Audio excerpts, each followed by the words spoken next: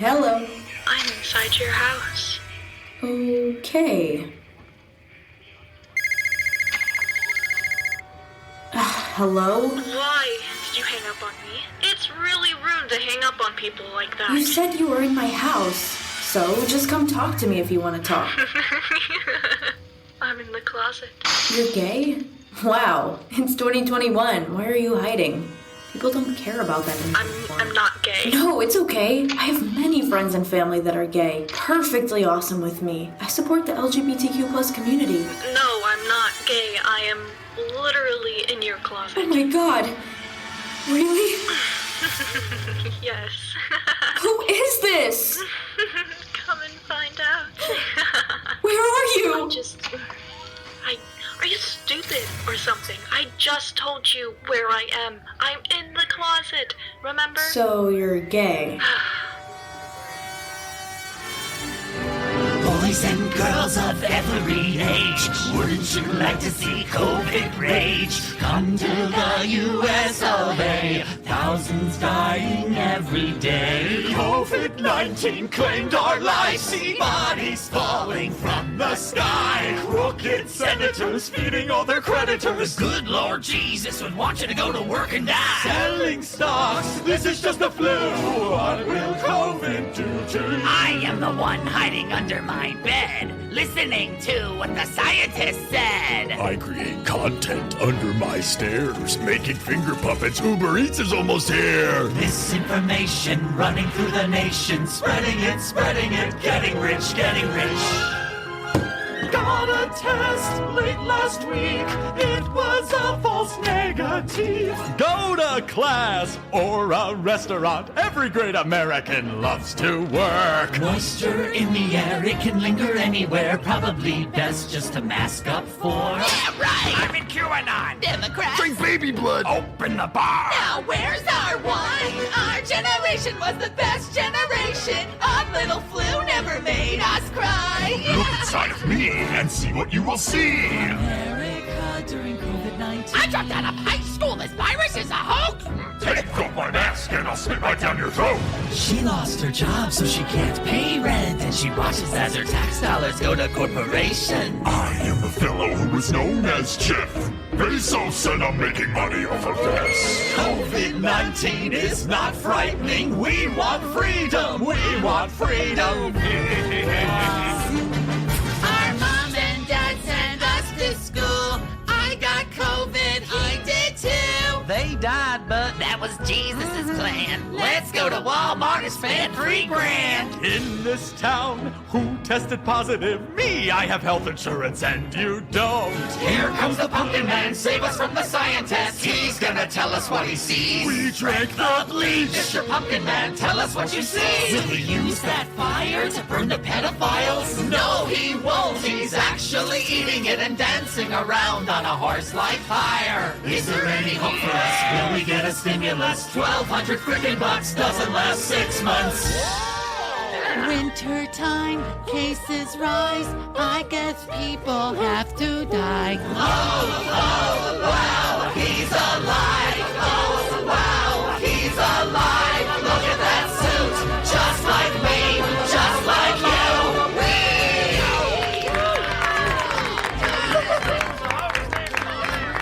I think there is a Bible in this pocket. There's a Bible in this pack.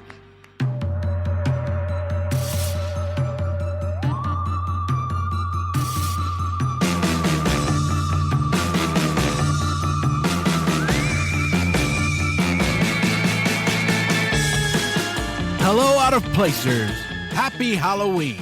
We hope you are having a spooky and fantastic Halloween season. Find me on social media and share all of your horror adventures, especially going through haunted houses. And I love watching that stuff. I'm too much of a to go through that myself, but I like watching other people suffer. Like I said, share anything with me, whether it's parties, something you crafted, a theme recipe, decorations, anything. I love it all. Listeners, this is our second Halloween special. Those of you who are new to the podcast, October, November, and December episodes will always be about the fun. Taking a break from the serious stuff. It's my favorite time of year, even though I'm a scaredy cat. I love everything about Halloween. Then in November, I love the focus on fall and Thanksgiving, and of course, the early start of Christmas, which is my favorite holiday. Halloween being second.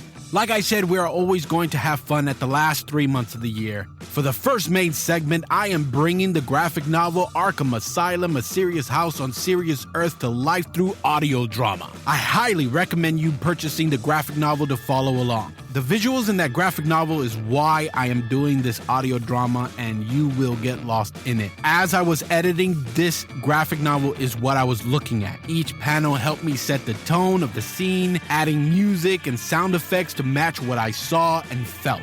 That is why I love the digital versions of the graphic novels, manga, and comic books, because if you double tap the screen, it will focus on the parts that you need to focus on in order, as it was meant to be read. I mean, for people that read comic books all the time, you know how to read it in order. Think of the Batman story like a haunted house that Batman has to go through. Rocksteady Game Studio based their video game off of this graphic novel. The characters in this book will be different than what you know them to be, but keep in mind that this is supposed to be a nightmare that Batman is having. There are 2 stories that intertwine in this graphic novel. One is about Amadeus Arkham, and the other one is following Batman as he goes through the Arkham Asylum because Joker and the other villains have broken out and now running the asylum. Batman deals with an internal conflict because he feels like he might lose himself in the asylum. He thinks he is not much different than the people he puts away, and it doesn't help that the Joker keeps saying that Arkham is a mirror to Batman. The second half of the Halloween special, we are going to be in the world of Five Nights at Freddy's. I am a big fan of the franchise, so I am super excited for this. If you don't know what Five Nights at Freddy's is, just think of Chuck E. Cheese in the 90s with the stage animatronics coming to life and killing people. This is one of the reasons why I love the franchise. Chuck E. Cheese has changed so much, but I remember they had a party room that had the animatronics on stage. Check out the link in the descriptions to see how Chuck E. Cheese used to be. But the scary part for me when I was a kid was not when the music was playing and they're singing and it was how they moved very creepily when there was no music at all. They just stood there, blinking and And because they weren't as good as the ones you see in Disney and in Universal, there were a lot of scary, creepy malfunctions. I would just stand there or sit there at a party and be thinking, what if these things just walked around at night and killed people? Scott, the creator of Five Nights at Freddy's, made that come true through his games. I am so excited for this episode. There will be a whole lot of fun in between the 2 segments, so let's get started with the demon skit. It's based on a creepy that I went through as a kid with some adult humor added to it. Sometimes you have to befriend your demon friend just to get some sleep. So, my lovely listeners, kick back with your favorite drink and spooky snacks and enjoy the Halloween show.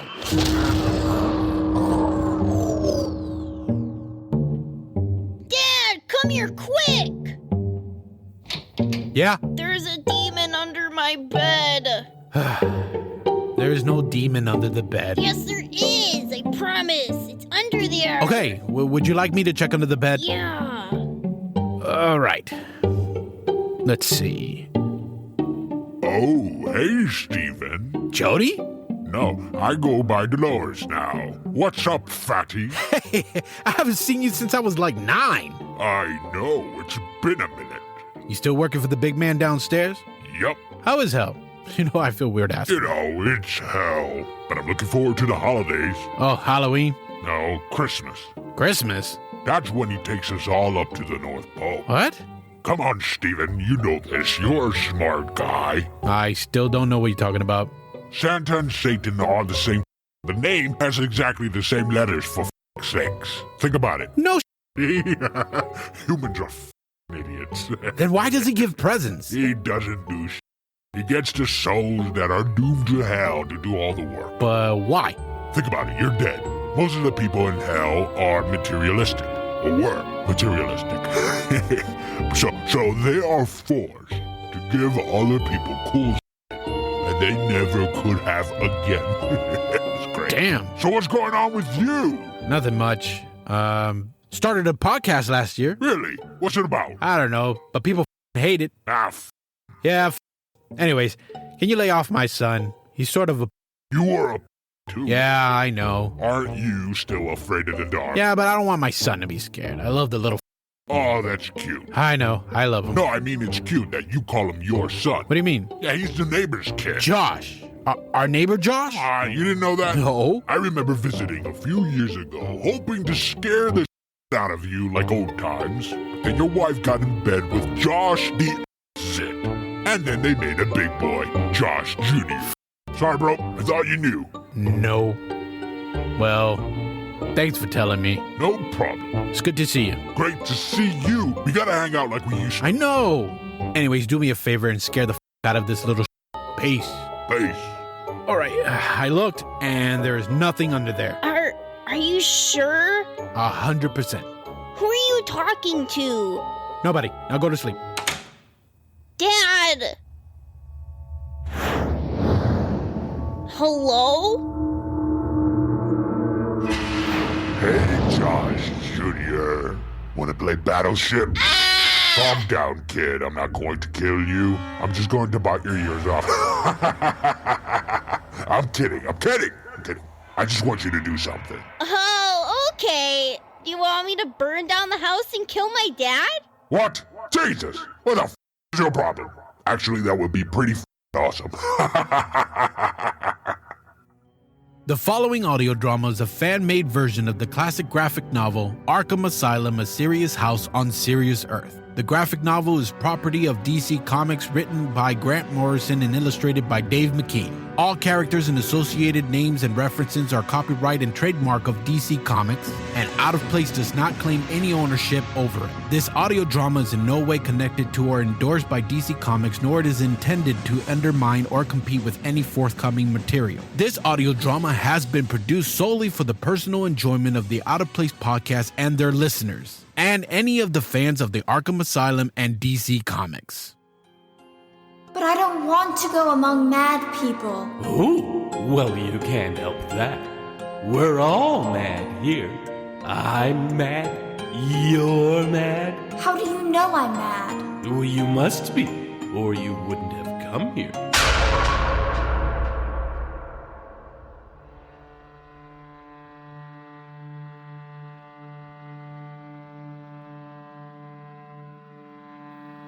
In the years following my father's death, I think it's true to say that the house became my whole world. Until the night in 91, when I first caught a glimpse of that other world, the world on the dark side. Mother? Mother, it's me. I've brought you something to eat. Please, I think you should try to eat some of this. Eaten. I've eaten. That was the moment when I first felt truly alone. Many years later, when I became aware of the significance of the beetle as a symbol of rebirth, I realized that she was simply trying to protect herself from something in the only way that made sense to her. But even then, I think I understood that Mother had been born again into that other world. A world of fathomless science and portents, of magic and terror, and mysterious symbols.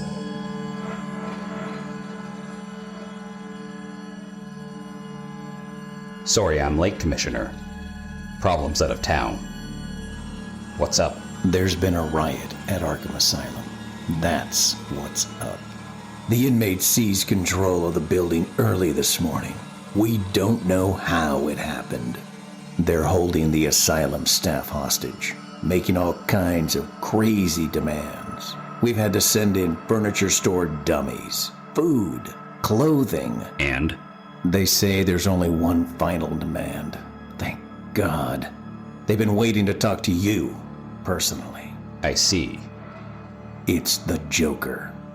Joker, are you there? What do you want? Well, hello, big boy. How's it hanging? Don't waste my time, Joker. Just tell me, what is it you want? Oh, I think you can guess. We want you in here with us in the madhouse where you belong. And what if I say no? Well, we have so many friends in here, sweetheart. Say hello to her. Oh,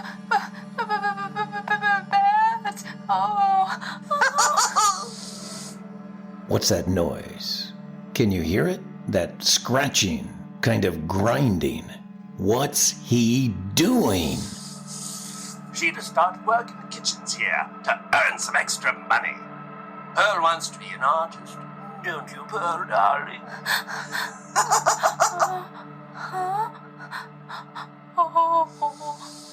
She just drew me this beautiful house. She drew it with this pencil, the one I've just sharpened. Open your eyes wide, Pearl. Beautiful blue whoopsie. Jesus, no. You have half an hour, and bring a white stick. No. No! Oh, Jesus, that poor girl. Batman, I'm going in there. Jim, can we talk? You okay? You know, you don't have to go in there. Let me organize a SWAT team or something. No. This is something I do have to do. Listen, I can understand if even you're afraid. I mean, Arkham has a reputation. Afraid? Batman's not afraid of anything. It's me. I'm afraid. I'm afraid that the Joker may be right about me. Sometimes I question the rationality of my actions. And I'm afraid that when I walk through those asylum gates, when I walk into Arkham, and those doors close behind me, it'll be just like coming home. I returned to the family home on a cool spring morning in 1920, shortly after Mother's funeral. She opened her own throat with a pearl-handled razor. In the end, perhaps it was for the best. I have to believe that. As the only child, I am to inherit the house and the acre of land upon which it stands. Alone in a gloom that smells of dust and childhood, I dedicate myself to the prevention of such suffering as my poor mother knew, and I begin to make my plans. For the first time in 12 years, I spent the night in my old room. I do not sleep well. My dreams are haunted by beating wings, and outside, far off, a dog barks, on and on through the whole restless night.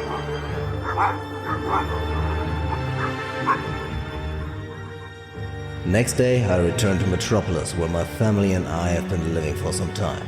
I'm working at the State Psychiatric Hospital, and one of my patients today has been referred to me from Metropolis Penitentiary. His name is Martin Hawkins, Mad Dog Hawkins. I listen as he tells me how he was beaten and sexually abused by his father. I asked him why he chose to destroy only the faces and sexual organs of his victims. It was the Virgin Mary's idea. She says it's the best way to stop the dirty slut spreading their disease. And I ask him why he cuts his arms with a razor. Just to feel something. After 2 hours, he is taken back to the penitentiary to await trial. How many more like him must there be? Men whose only real crime is mental illness, trapped in the penal system with no hope of treatment. My course is clear. I tell my dear Constance and little Harriet that we will shortly be returning to my family home in Gotham City, there to begin its conversion into a facility for the treatment of the mentally ill. That night I dream I am a child again. Lost in a funhouse, I find myself in the Hall of Mirrors. There are strangers in the mirrors and I freeze, not daring to go any further. Not through that door.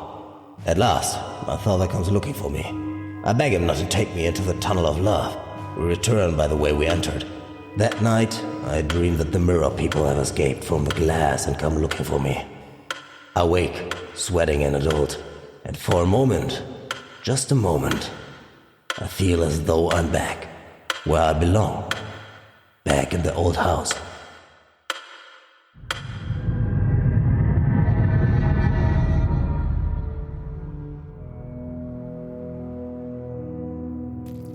It's salt. Why don't you sprinkle some on me, honey? Aren't I good enough to eat? I'm here, Joker. Release the hostages. You heard him, folks. Hit the road. Bye, Pearl. Let's do it again sometime. But what about her eyes? You said... April Fools!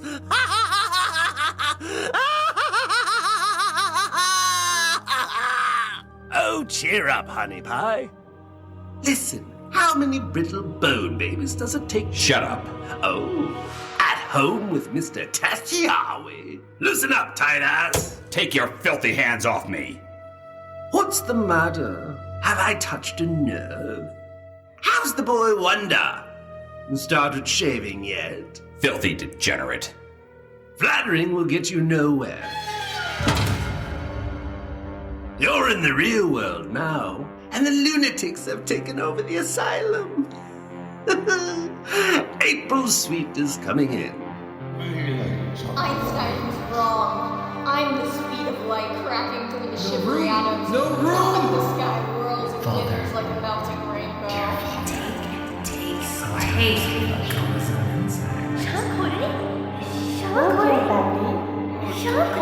Make him stop.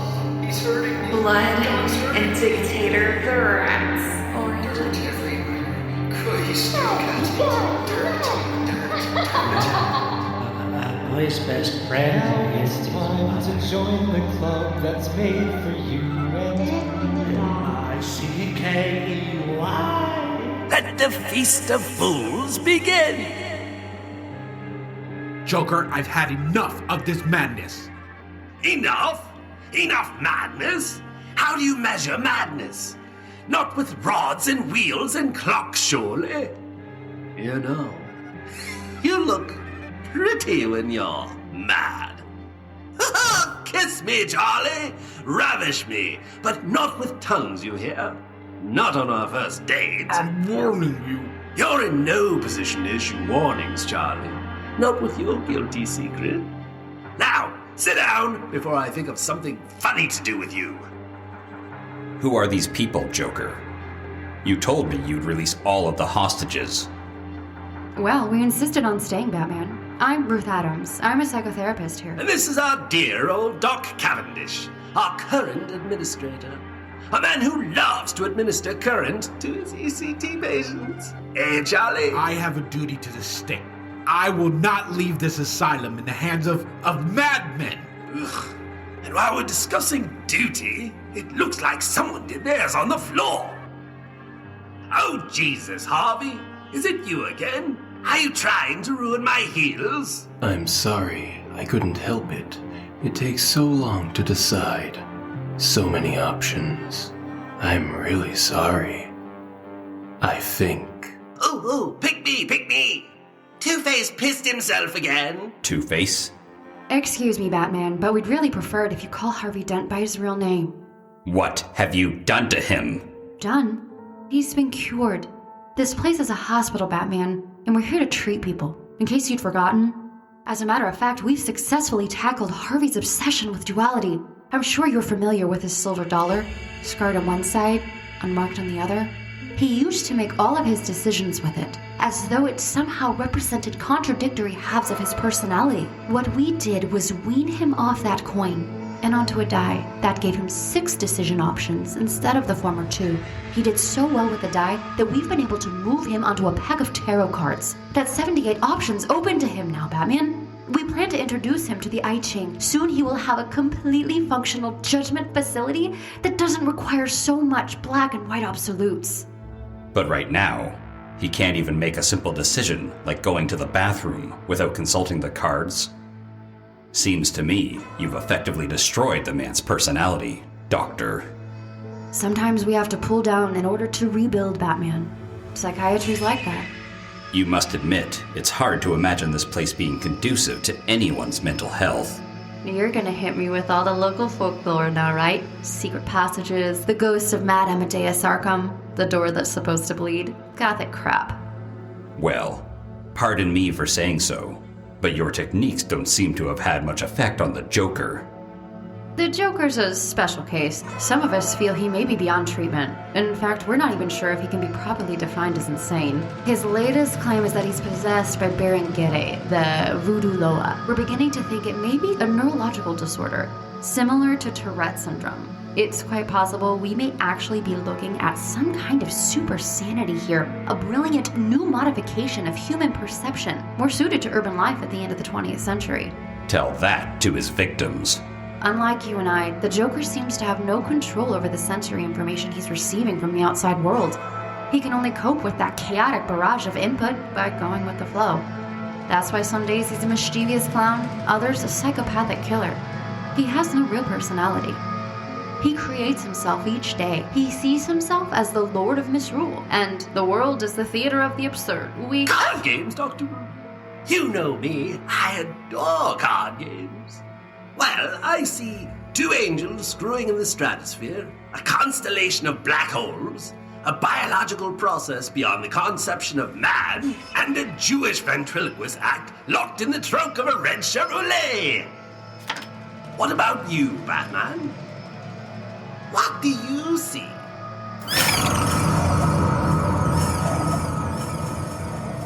Nothing. I don't see anything. Not even a cute young boy in swimming trunks? Stop wasting time, you ugly prancing bastard. Well, he is ours too, you know. That's if you don't I mind. say we take off his mask. I want to see his real face. Oh, don't be so predictable, for Christ's sakes. This is his real face. And I want to go much deeper than that. I want to know what it's like to have sticky fingers pick through the dirty corners of your mind. So let's start with a word association test, shall we, Ruthie? I really don't want to do this. Go ahead, Dr. Adams. I'm not afraid. It's just words. That's the spirit, Batman. Sticks and stones. I like a man who can take the pressure. Michael and his angels fought against the dragon, and the dragon fought and his angels. And the great dragon was cast out, that old serpent, called the devil and Satan, which deceiveth the whole world. Just as the archangel subdued the old dragon, so shall I bend this house to my will. I will bring light to those dismal corridors of my childhood. I will open up the locked doors and fill the empty rooms. And set above it all an image of the triumph of reason over the irrational. Harriet is plagued by nightmares. I blame the Lewis Carroll, but she will insist on reading and rereading the books. Perhaps things will settle when the work on the house is finished. Perhaps. One of the workmen must have dropped it. Mother. Ah. Pearl. Handle. Revolver. Gun. Father. Father. And? Death. Stop. Stop. In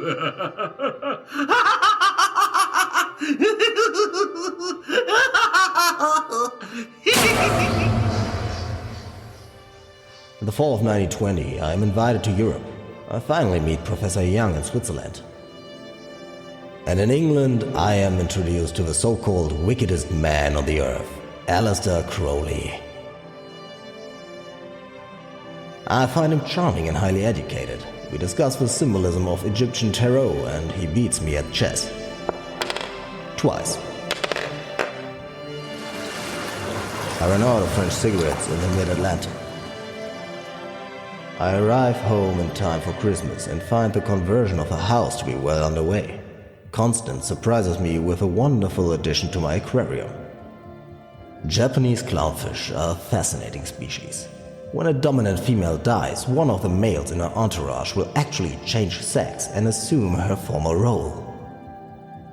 For some reason, I am reminded of a French name for the victim of an April Fool prank.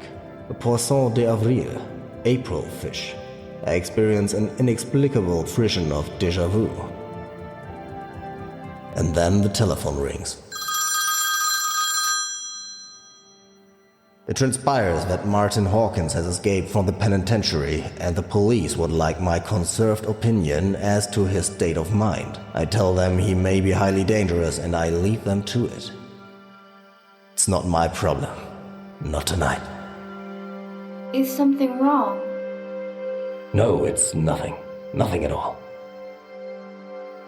Harriet is enchanted by the cuckoo clock I brought her from Switzerland. I pray that it might take her mind from the bad dreams. Then I remind myself that intelligent children suffer bad dreams. And she's so very intelligent and perfectly beautiful. I almost wish she need never grow up. It's getting late. It's time to begin the evening's entertainment, I think. If you're feeling up to it. Up to what? A nice game of hide and seek. You have 1 hour, sweetheart, and there's no way to get out of the building. 1 hour before all your friends come looking for you. There's the Scarecrow and Mr. Clayface and the strange Dr. Destiny. Of course, he seems frail in that wheelchair, but all he has to do is look at you and you stop being real. He does so want to look at you, darling. Oh, and let's not forget Croc. He came out of his damp dark cellar this morning, dragging his chain behind him. They all want to see you. So why don't you just run along now? I don't take orders from you. Well, this guy goes into a hospital, okay? His wife just had a baby, and he can't wait to see them both. So he meets the doctor and says, "Oh, Doc, I've been so worried. How are they?" And the doctor smiles and says, "They're fine, just fine. Your wife delivered a healthy baby boy, and they're both in tip-top form. You're one lucky guy." So the guy rushes into the maternity ward with his flowers, but it's empty. His wife's bed is empty. "Doctor," he says, and turns around and waves his arms, and all the nurses wave their arms and scream in his face. "April Fools! Your wife is dead and your baby's spastic." Get it? Oh, what a senseless waste of human life. Now, Batman. Run! The game ends at midnight. Run!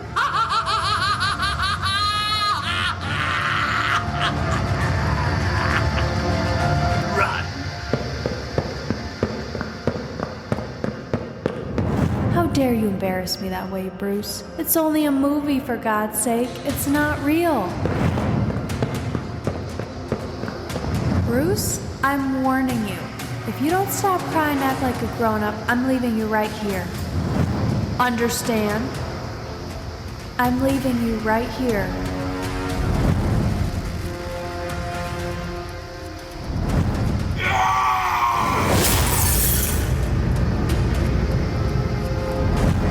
Leaving you.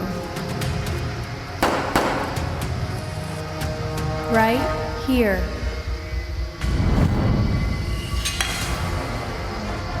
Right here.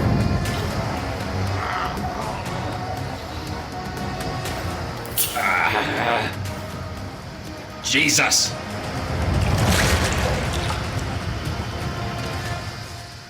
Mommy?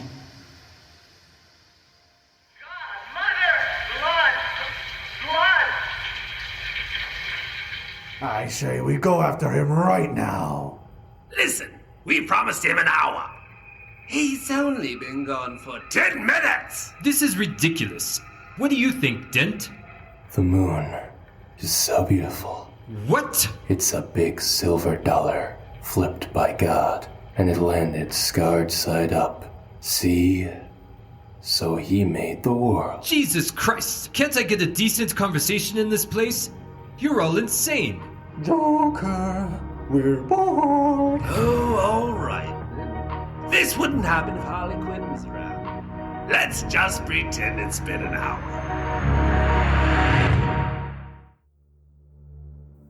Spring is a deceitful season, and April 1st, 1921 is cold. Mercilessly cold. Connie? Did you know the front door was wide open? Connie? Are you in?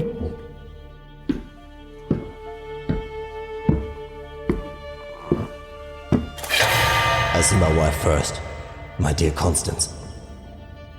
Her body is in pieces. Harriet lies nearby, indescribably violated. Almost idly, I wonder where her head is. Then I look at the doll's house. And the doll's house looks at me. Slowly, methodically, I put on my mother's wedding dress and I kneel down in the nursery abattoir. Perfectly rational. Later, I find myself sobbing, choking, retching into the lavatory bowl. Is this what it all comes down to? All our dreams and hopes and aspirations? Nothing but vomit? Oh God, I'm afraid. I'm so afraid. I think I may be ill. Sick.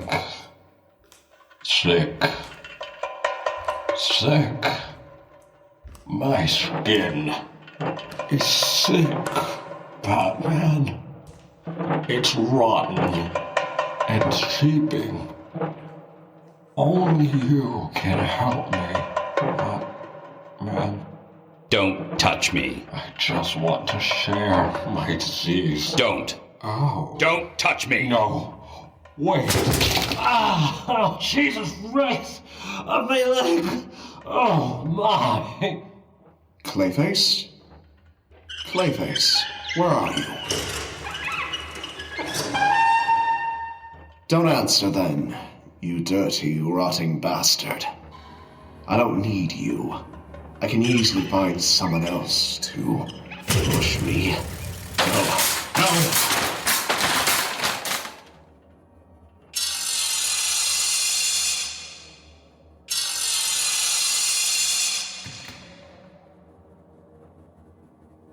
My God.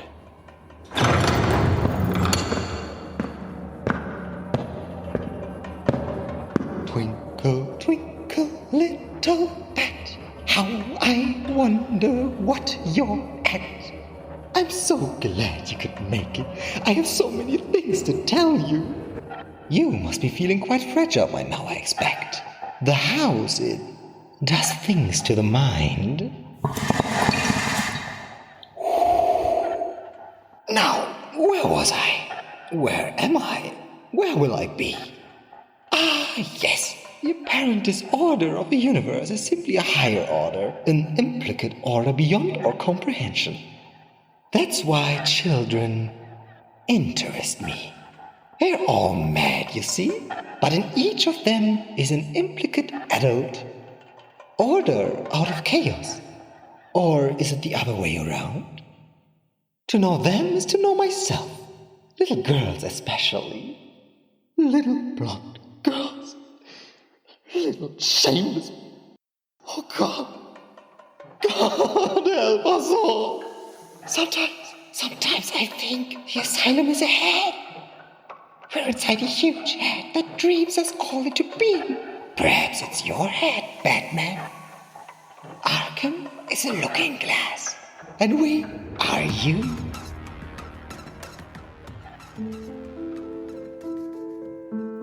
In spite of everything, the Elizabeth Arkham Asylum for the Criminally Insane opens its doors officially on schedule in November 1921. One of my first patients is Martin Hawkins, Mad Dog.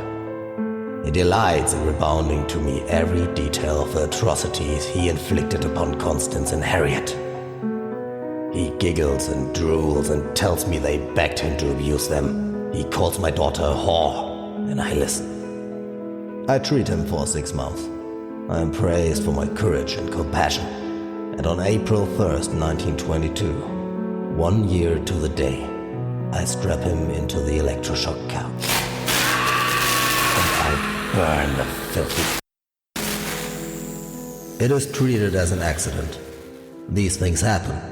There is ozone and the smell of burned skin in my nostrils, but I feel nothing. I take patrolling the corridors between the hours of 3 and 4 in the morning. I visit the secret room often in order that I might keep my journal up to date. Routine is important, I think. A good routine diverts the mind from morbid imaginings. Sometimes I'm sure I hear hysterical laughter from a cell I know to be empty. I tape over the mirror in my study. The laughter ceases, and I return to my ritual perambulations.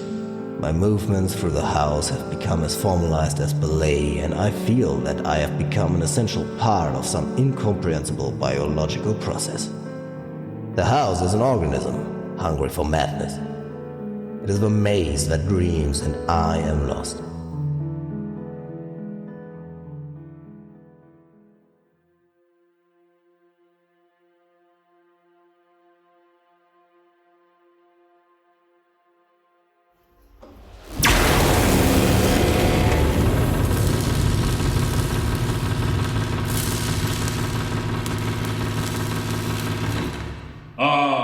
A pilgrim.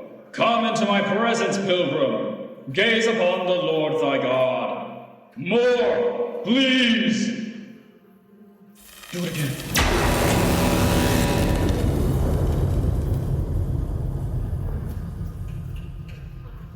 Zeus Arhenopheles, part man, part woman. Electricity inflames my brain. Voltage, current, the fire of heaven. Look here!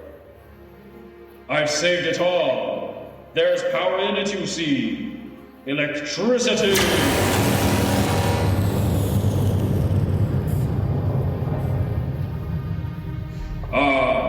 The gift of my body. Divine, fertile. It shall transform the dry lands of Africa into the perfumed orchards of paradise, and men will worship me anew. For I am Zeus, Lord of ECT, God of Electric Revolution. I give, so that thou shouldst give.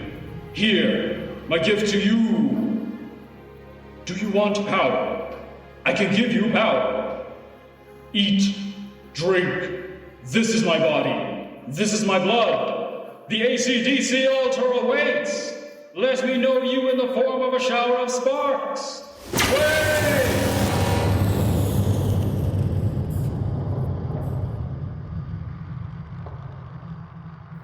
Shocked by my ill health, some friends take me to the opera.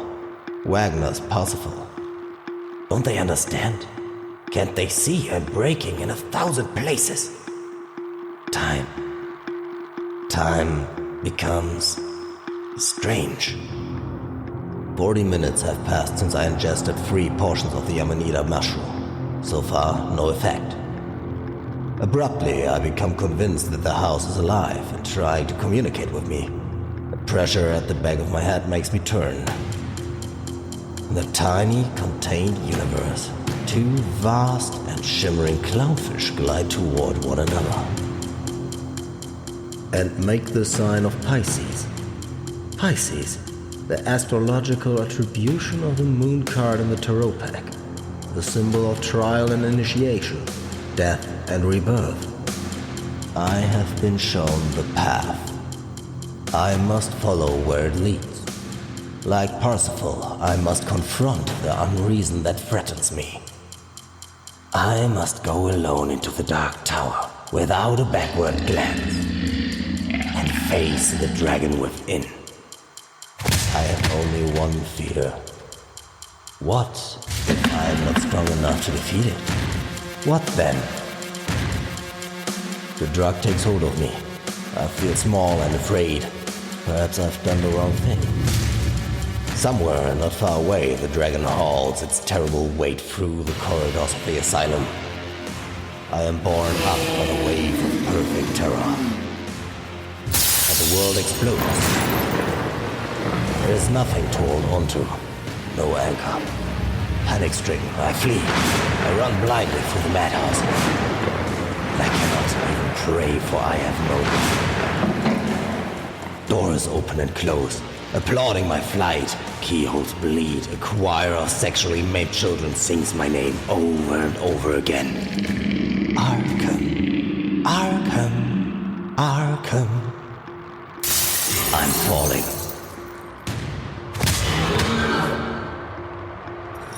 Oh, Mother, what tree is this? What runes are these? I am Attis on the pine, Christ on the cedar, Odin on the world's ash. Hung on the windy tree for 9 whole nights, wounded with a spear, dedicated to Odin. Myself to myself, I must see my reflection to prove I still exist. Outside, I hear the dragon coming closer. Closer. Desperately, I peel the tape from the mirror, breaking my fingernails strip by strip.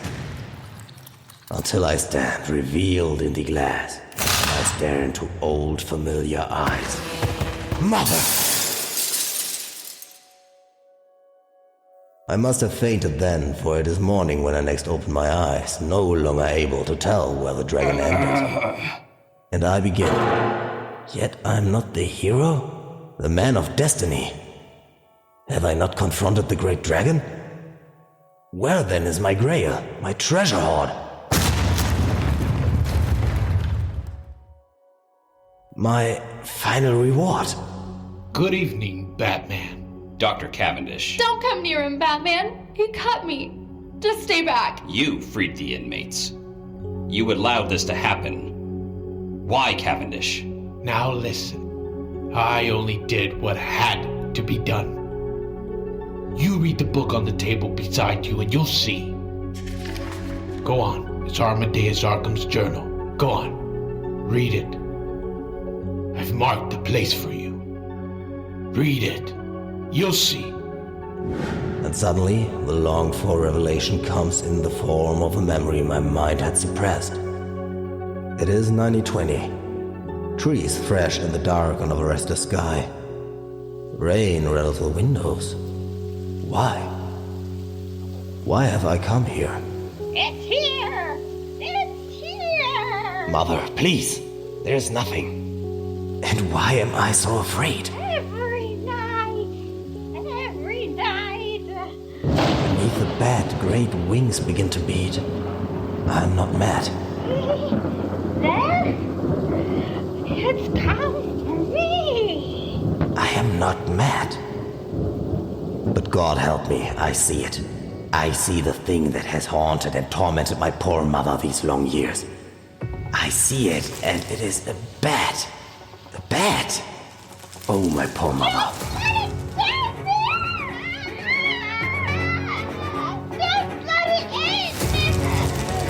It won't take you, I promise. Don't be afraid, Mother. I love you. I understand now what my memory tried to keep from me. Madness is born in the blood. It is my birthright, my inheritance, my destiny. I shall contain the presences that roam these rooms and narrow stairways.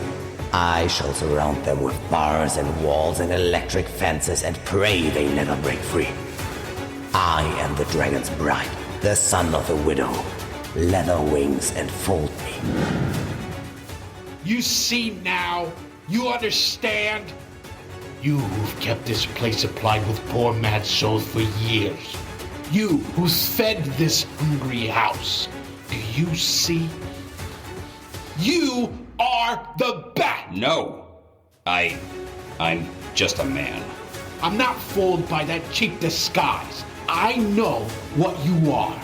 Arkham tried to kill his stockbroker in 1929. That's what they finally locked him away for. Did you know that? It didn't stop. He read the Golden Bull. He'd studied shamanistic practices, and he knew that only ritual, only magic could contain the bat. So do you know what he did? He scratched a binding spell into the floor of his cell. He used his fingernails. Can you imagine that? His fingernails! It took years. Oh, say, can you see by the dawn's early light? I see now the virtue in madness, for this country knows no law nor any boundary. I pity the poor shades confined to the Euclidean prison that is sanity. All things are possible here, and I am what madness has made me. Whole and complete. And free at last. Finished. Get someone up here, quickly! It's finished. His hands! Who is this man, Doctor? I'm Arkham. I am home. Where I belong. He gave everything. Everything. But still, it wasn't enough. 2 years ago, I found this hidden room, read the journal then too. I just couldn't stop thinking about what Arkham had said, and I realized that it was my destiny to finish what he started. I set the trap for the bat, you see. I surrounded the asylum with a circle of salt, so it couldn't escape again. And now, well... Dr. Cavendish! Charles! Shut up, you ignorant cow! Cavendish, you're sick. You need help. I'm sick? Have you looked in the mirror lately? Have you? Cavendish, no. Jesus! Mommy's... boy. Mommy's boy. No. Mommy's boy. Mommy's boy. Help me. For God's sake, do something. No. Mommy! No! Oh, God. Oh, my God. Oh, God. His throat. He got what he deserved. Come on. I didn't mean to. I really didn't. I take it this passage is the way out. Yes, it must be. I think it's this way. This way out. I know. Do you still have Two-Face's coin? Yes, Oh, Christ. I just killed someone. Just give me the coin. You're going back in, aren't you? You're going to undo all of my work. What are you? Stronger than them. Stronger than this place. I have to show them. That's insane. Exactly. Arkham was right. Sometimes it's only madness that makes us what we are. Or destiny, perhaps.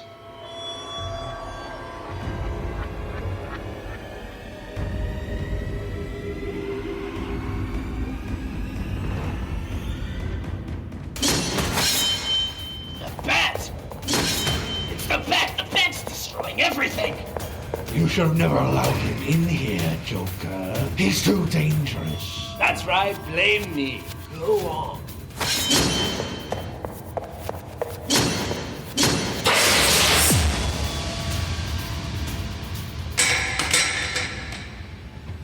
You're free. You're all free. Oh, we knew that already. But what about you? Have you come to claim your kingly robes? Or do you just want us to put you out of your misery like the poor, miserable, sick creature that you are? Why don't we let Two-Face decide what to do with me? Me? No, I can't. Really. Harvey? Brilliant. If the unmarked face comes up, he goes free. If it's the scarred face, he dies here, okay? He goes free. Parting is such sweet sorrow, dearest. Still, you can't say we didn't show you a good time. Enjoy yourself out there. In the asylum. Just don't forget, if it ever gets too tough, there's always a place in here for you.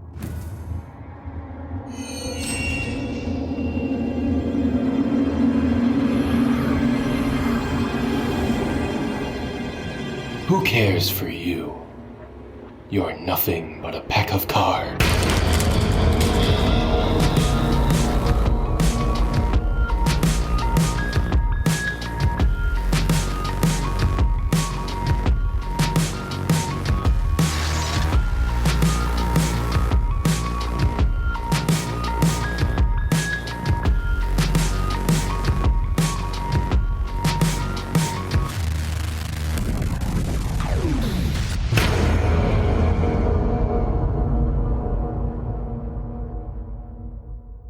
There are two ghosts hunting the same house.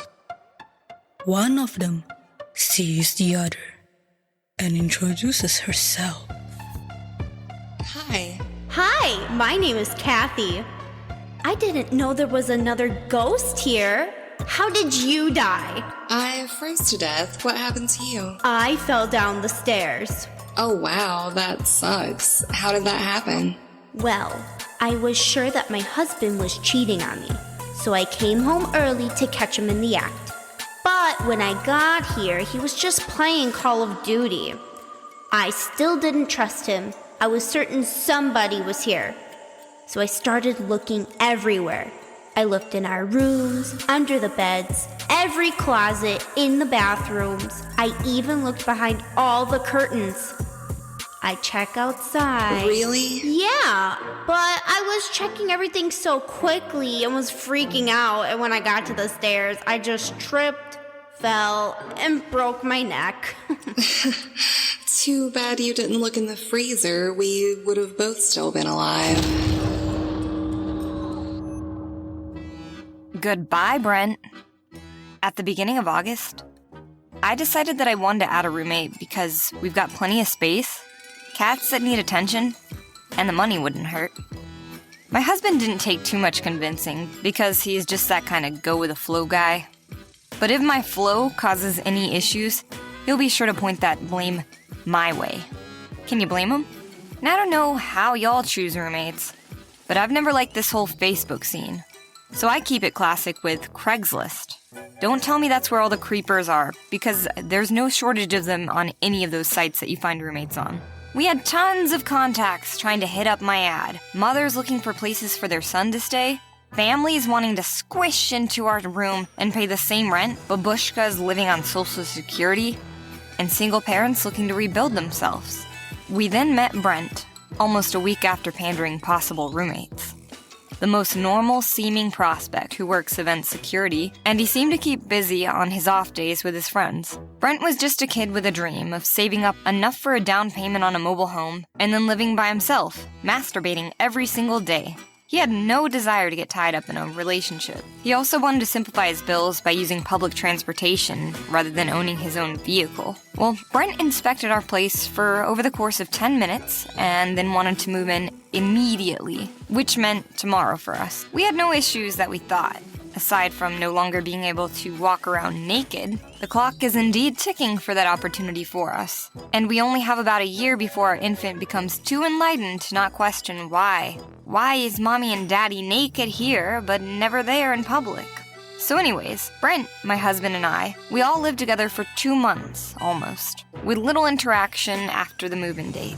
He paid his rent timely, and he barely had a presence outside of his 6 a.m. cackles, screeching like a little witch, presumably playing some kind of online phone game as he claimed it. He would occasionally come out of his room looking for our cat to pet, or peer into the kitchen and watch me cook. But when I offered him food, he would just say, "No." Want some lemon blueberry pancakes, Brent? No. He never had any manners. There was no please, no thank you. Just no.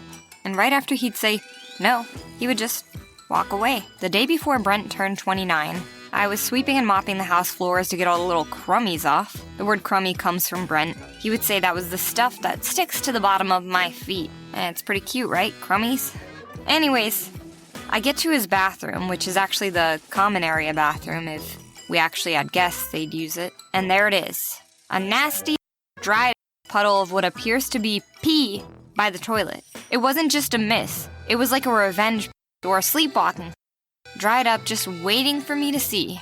I give him 2 days to clean it up before I get the courage to confront his gross. I never actually saw him during those days because of our opposite work schedules. So I sent him a text and it read, "Hi Brent, I wanted to ask in person, but I haven't seen you around. I went to sweep/mop the common areas, and I saw what appears to be a dried puddle of pee in front of the toilet. Bob and I haven't been using the restroom. Can you please clean this up? Not sure if it's pee, but I can't think of what else it would be. I don't clean people's personal excrements. LOL. He replies, "Yeah, sorry about that. It's just the water that dripped down from the cabinet. Not sure why it's yellow, but I was washing my face and it splashed down a bit from the front of the cabinet, and it came out that dark yellow, and I was looking for a Swiffer to clean it up myself, but you guys were all asleep, and I couldn't find it. If you leave it out for me, I'll take care of it when I get back. He's been here nearly 2 months, and he's now just asking for the cleaning supplies? Odd. I mean, it's kind of just sitting out all over him. I don't really hide that stuff because I want everyone to participate. But how about you get on your hands and knees, kid? Just clean it up. I mean, what happened to the old sense of elbow grease? That's for God's sake. I respond with, cool, no worries. We can designate a spot for the cleaning supplies. Bob and I fail to replicate the incident by pouring water from our cabinets and see if it looks yellow as it seeps from them to the floor. I'm not convinced it wasn't pee, but I didn't want to just freak out over nothing. A few days later, the day after Brent's 29th birthday, he decided it was time that we have a chat. See, not too long back, he actually arranged the fridge and managed to create an empty shelf. It remained empty for about a week before I went shopping. I picked up a few items, and the shelf was now in use. I didn't think much of it, but I thanked him for his organization. So for the chat, Brent starts it by saying, I cleared the shelf in the fridge, and now it's full again. I say it's the least full since I've been living here. I mean, that's nothing for food in the fridge in comparison to what I grew up with. And also, we've avoided shopping in bulk to ensure that he's got room if he wants to use it. Also, if you don't put stuff in the fridge, that cold air escapes, and it's harder to retain the temperature when opening and closing the fridge. He seems annoyed and says he doesn't like trying to find food in the fridge, as if there's multiple layers. I'd agree, but at the same time, there were a few empty drawers, and there was a pretty good amount of shelf space not in use. So I tell Brent to just go shopping, and we can organize it from there. Rather than saying that sounds good, he just storms off without saying a single word, and presumably leaves for work. The whole interaction was less than a minute, but it was a big red flag. I mean, do we really want to deal with this kind of attitude? This kid can't communicate. He's 29, and he can't even handle a little bit of confrontation. I've got my own baby, and I can't deal with this guy adding extra drama and on the floor. I gotta get him out of here. So we do the unthinkable. We call his parents and ask, can he move back in? After all, he still needs to grow up, so let's shove that bun back in the oven where he came from, eh? His dad answers reluctantly and agrees to take him back in after his wife can be heard yelling in the background, Todd, bring him back home, my baby. Well, that explains it. Brent's got mommy issues. He was loved to death and it made him weird. The dad actually says, he gets rude to women a lot. And he also says, he gets weird about that fridge too. Although my only experiences with him was that he walked off in the heat of the moment looking like he was about to cry. His parents promptly contact him after our call. Brent texts me, sorry I asked for space in the fridge. Guess that warrants me getting kicked out. I reply, it's not about the fridge. It's because you couldn't have a conversation and then you just walked out of the middle of it. He replied, the conversation was you telling me I'm wrong and that I'm rude for wanting to have my own food. Nice of you to call my parents before talking to me about it. Didn't realize letting things go is walking away from a conversation. I replied, I told you to go shopping and we'll make room for your food. If I'm rude for wanting to have my own food is what you got from that, then I don't need to say anything else. He responds, I'll get my stuff and leave in the morning. So I state the obvious. Sounds good. We give him October's rent back, and then the next morning he walks outside to be picked up by his mom. I create some small talk with him before she arrives. He reveals that he's got no friends. He spends his off days going to a cafe to use their Xbox for a flat fee of $15, playing games by his lonesome all day long. He's alone and he prefers to be alone because all of his friends have moved on, got married, had kids, and left him behind. It was bittersweet. On a sadder note, his parents charged way more rent than we did and was further away from his place of work. So he gets picked up, I walk in, and guess what I find on our recently mopped floor by the front door? Another small puddle of yellow-tinted fluid. Less than an hour after Brent leaves, we find ourselves walking around the house, naked and relieved, and ready to enjoy our remaining year of our girl's infancy as a pseudo-nudist colony till the Emperor becomes aware of our new clothes. If you live alone or just with a mate, and you're not living in the nude, you're definitely missing out. I hope one day Brent gets to feel this satisfaction, but he wasn't our man-child to raise. Keep in mind, you don't always have to wait 30 days to get rid of a bad tenant. Sometimes you can just call their parents.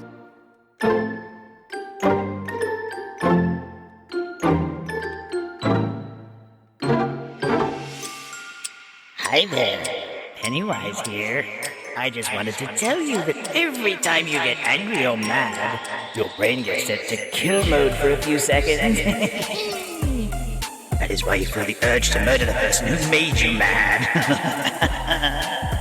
But never, ever break someone's heart. They only have one. Break their bones instead. They have 206 of them.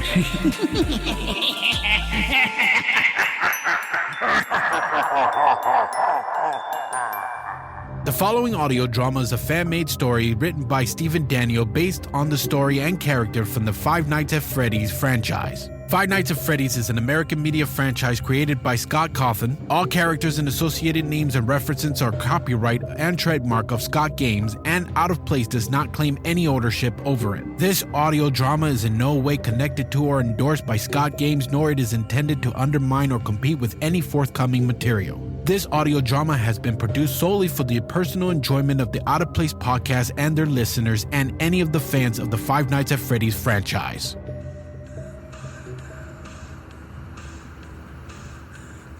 Are you sure your dad is okay we're using his VHS camera? Don't worry about it. He thinks we're doing a Madonna music video. Ew, I can't stand those types of girls. Yeah, well, my dad doesn't take the time to get to know I me. don't even see my dad, and he works in the garage. What are you gonna do? I don't know. Okay, we are all set up. I don't think I can do this. You need to. The world needs to know what you went through. No one is going to believe me. I believe you. And I love you for it, but I really think this is a bad idea. I don't feel comfortable doing this. Listen, I know that you're scared. I mean, I would be too if I went through that. People needs to know what happened at Freddy's before anybody else gets hurt. I will be right here next to you. And what about afterwards?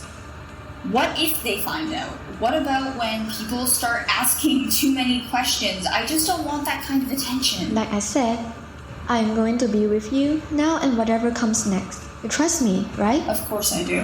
Okay, I'm going to press the record button in 3, 2, 1. How do I start? Start by talking about yourself and the stuff that led to what happened. Start from the beginning. Okay.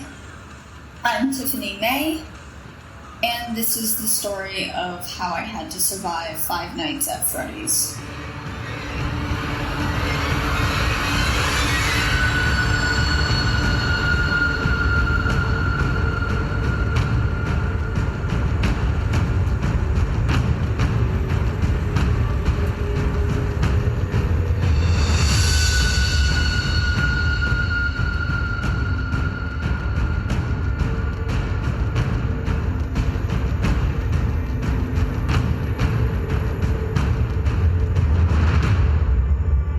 Ladies and gentlemen, boys and girls, Fazbear Entertainment would like you to put your hands together for the one, the only, Freddy Fazbear.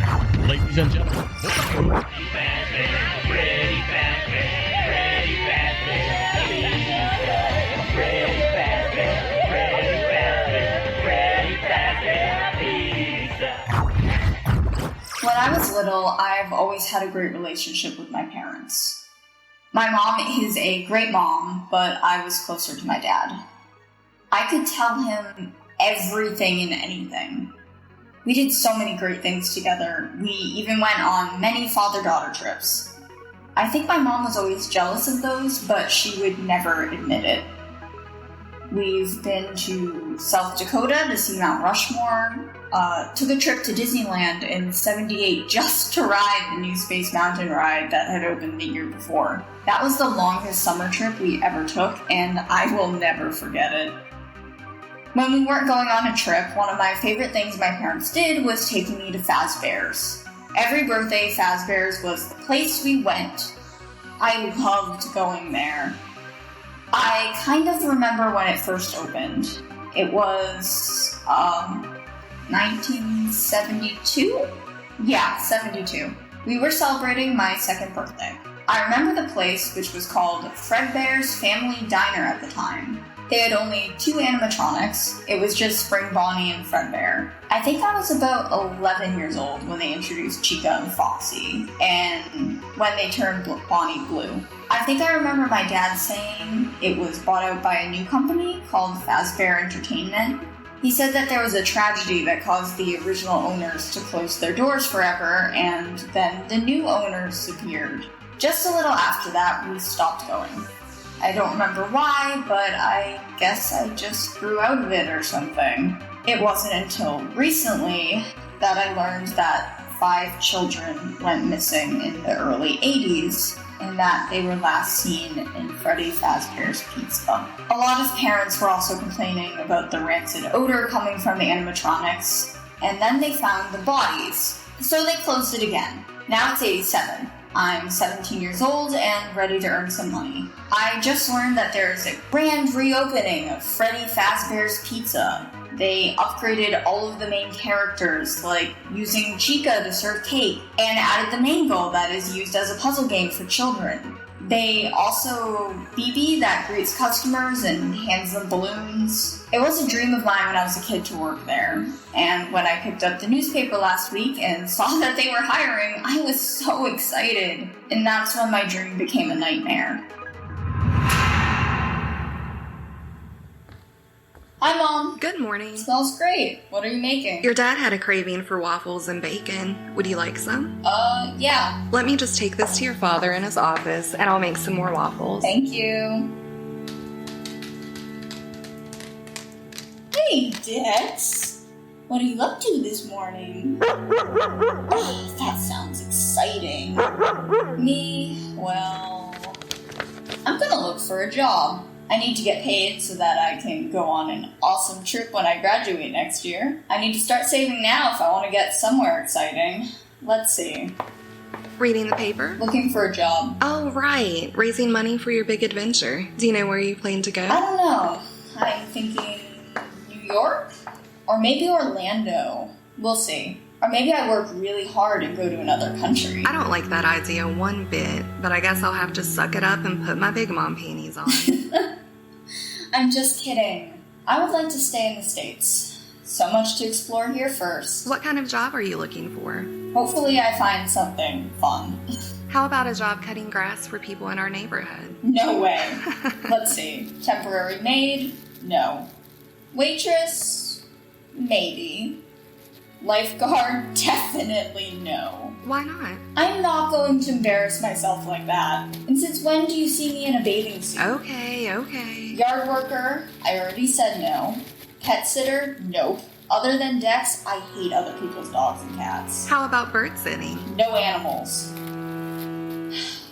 Wait! What? They are hiring at Freddy Fazbear's Pizzeria. Really? Yeah, they're looking for someone to work as a night guard there. It says it's 5 days per week from 12 a.m. to 6 a.m. Hiring ages 15 or older. I just needed parental approval since I'm only 17. It's perfect. I don't know. You know, I've always wanted to work there. It's perfect. I'm already a night owl, and all I have to do is watch the place at night. It sounds super easy. Oh, sweetie, I know you're excited, but... What? It's just... Is it because of all the murders and stuff that happened at the old location? Yes. I just don't feel comfortable with you working there. You will be all alone, all night. Maybe I'll have a partner. But what if you don't? But what if I do? Sweetie, are you really sure you want to work there? Is this what you want? Yes, more than anything. Fine, you can apply there. However, you have to promise me you will be extra careful. I promise. Thank you, Mom. It was amazing. Here I am in Freddy's again. Watching the kids play reminded me of all the times I've spent trying to play as my parents yelled to eat first. Tiffany? It sounded like someone was calling my name. I turned to the right and saw a man wearing a purple security guard uniform approaching me. You must be Tiffany. Hello? You're about the job, right? You talked to Carol on the phone? Oh, right. When you said my name, it caught me by surprise. Sorry. I understand. I just take my job very seriously. I know everything that goes in and out of this place. At least everyone here will be really safe with you around. Thank you for saying that. Nice to meet you. My name is William Afton. The William Afton? The co-creator of all the animatronics? You know your history. Yeah, my father always kept me in the loop in the past. As soon as you said Afton, I remember Afton Robotics. Wow. Not many people know that about me. The company tries to keep people from remembering the past. Oh yeah, I heard about all those incidents. Yeah, they blame me for it due to all the malfunctions. I couldn't leave this place, so I just got a regular job here. Try to do the best I can to protect these children. I still do some light maintenance on the new animatronics, sometimes using the old parts for new toy animatronics. They hire a different company for the new ones. I I remember being excited to go to Circus Baby's Pizza World. Why didn't it open? I remember so much hype and then nothing. It was due to gas leaks in the building. That one hit me pretty hard. Well, it is such an honor to meet you. I'm so very touched that I got to meet a fan. Mr. Afton, do you know where I can find Carol? Sure. Just follow me. Excuse me, Miss Carroll. I have Tiffany here to see you. Oh yeah, let her in. Great meeting you, Tiffany. You too, Mr. Afton. Oh, William, Vincent said there's something up with the music box. He said you would know what he's talking about. No problem. Thank you. It is great to meet you, Tiffany. Thank you for coming in. No, thank you. I am so excited to be here. Great to hear. So are you interested in the security guard position? Yes, I am. Great. We've been having some trouble hiring a new security guard since the last one desperately wanted to switch to the day shift, and the one before him quit unexpectedly. He just didn't show up anymore. We can't seem to get the position filled, and when we do, it doesn't go too well or last very long. Can I ask why? It's complicated. Let's just say there have been a lot of complaints with the animatronics. Okay. No, it's nothing like that. Sometimes animatronics just walk around. I don't know much about that technology, but I think it just freaks people out. I guess. But I can tell that you are the person we have been looking for. Someone that can take it serious and not let something like the animatronics walking around like they do in the day bother you. You, Miss May, look like a wonderful person that can work professionally. Thank you. And we would be very happy to have you join us. Wait. Does that mean I'm hired? Yes, it does. Oh my god, thank you. Wow. Sorry for being overly excited. It's always been a dream of mine to work for Fazbears. It's okay. Here, have your parents sign this and return it to me tomorrow to make you an official employee. Thank you so very much. I went home that day over the top excited. My parents were happy for me too. The next day I went back to give Carol my permission slip to get my uniform and to get a tour. William Afton gave me the tour. It was supposed to be Vincent, but he had the day off. So Mr. Afton gave me the history about the company, which I already knew most of, and small tidbits about the many things in the building. He showed me the room that I'm not allowed into, which is the parts and service room. He then showed me the main area. I remember when he was showing me around, I started having a weird feeling. A feeling like I was being watched. It was a Tuesday night when I was ready to leave for my first shift. Wow, look at you. It's your first shift. Are you excited? I'm nervous and so excited that I feel like I'm going to throw up. Please don't. I know, it's just, I'm so excited. I'm very glad you're happy, but please just make sure you keep safe. I don't think I'm going to be able to sleep tonight. I'll be fine. Promise me that you are going to stay safe. I promise. You got your keys that they gave you? Check. Got your purse? Check. Getting sick and now you can't work? Oh, Mom.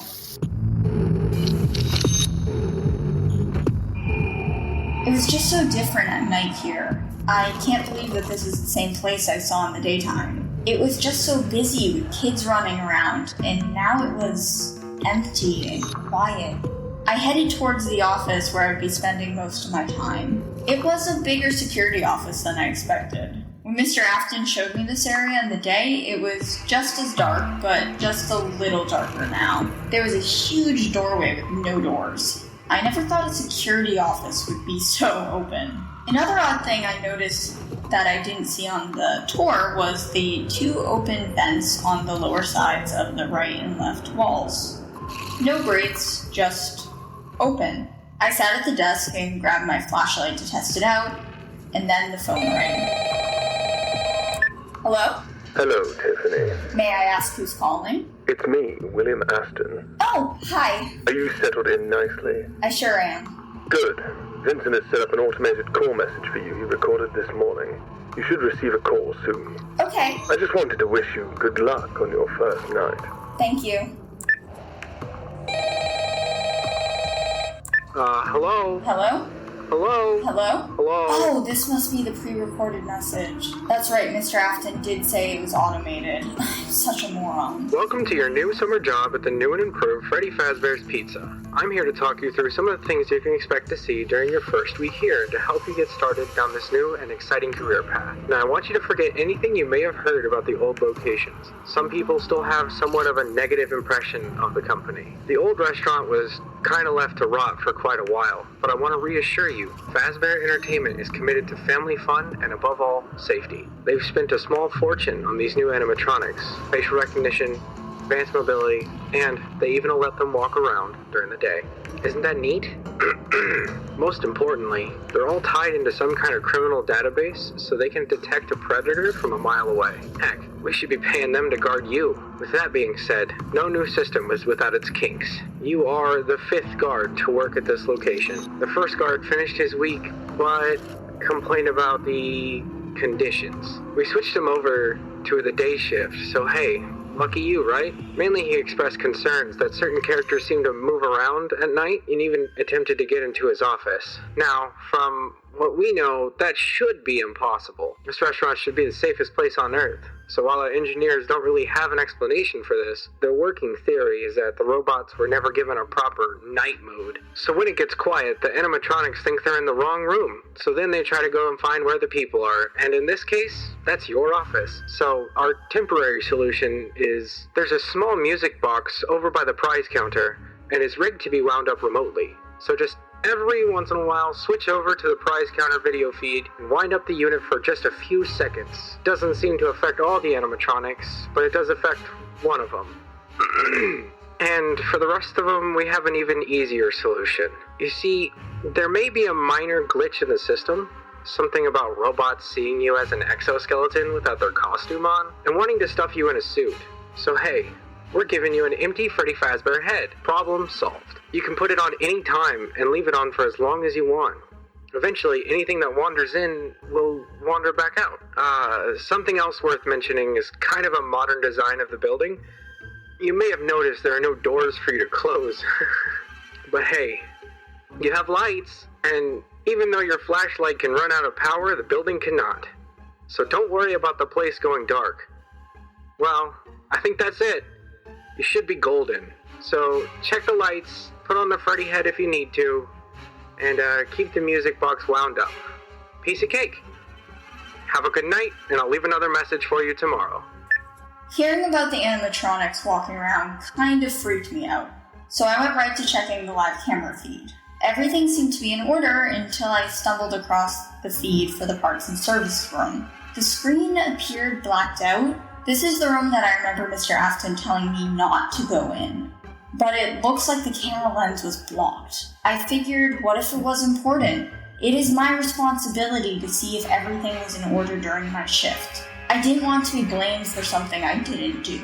So I decided to go investigate. I grabbed the flashlight off the desk and headed for the parts and service.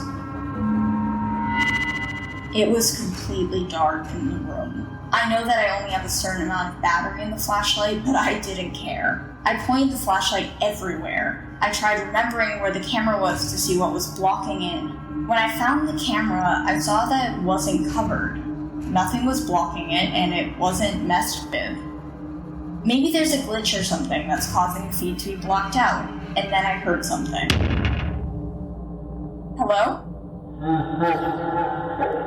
Hello? What the hell was that noise?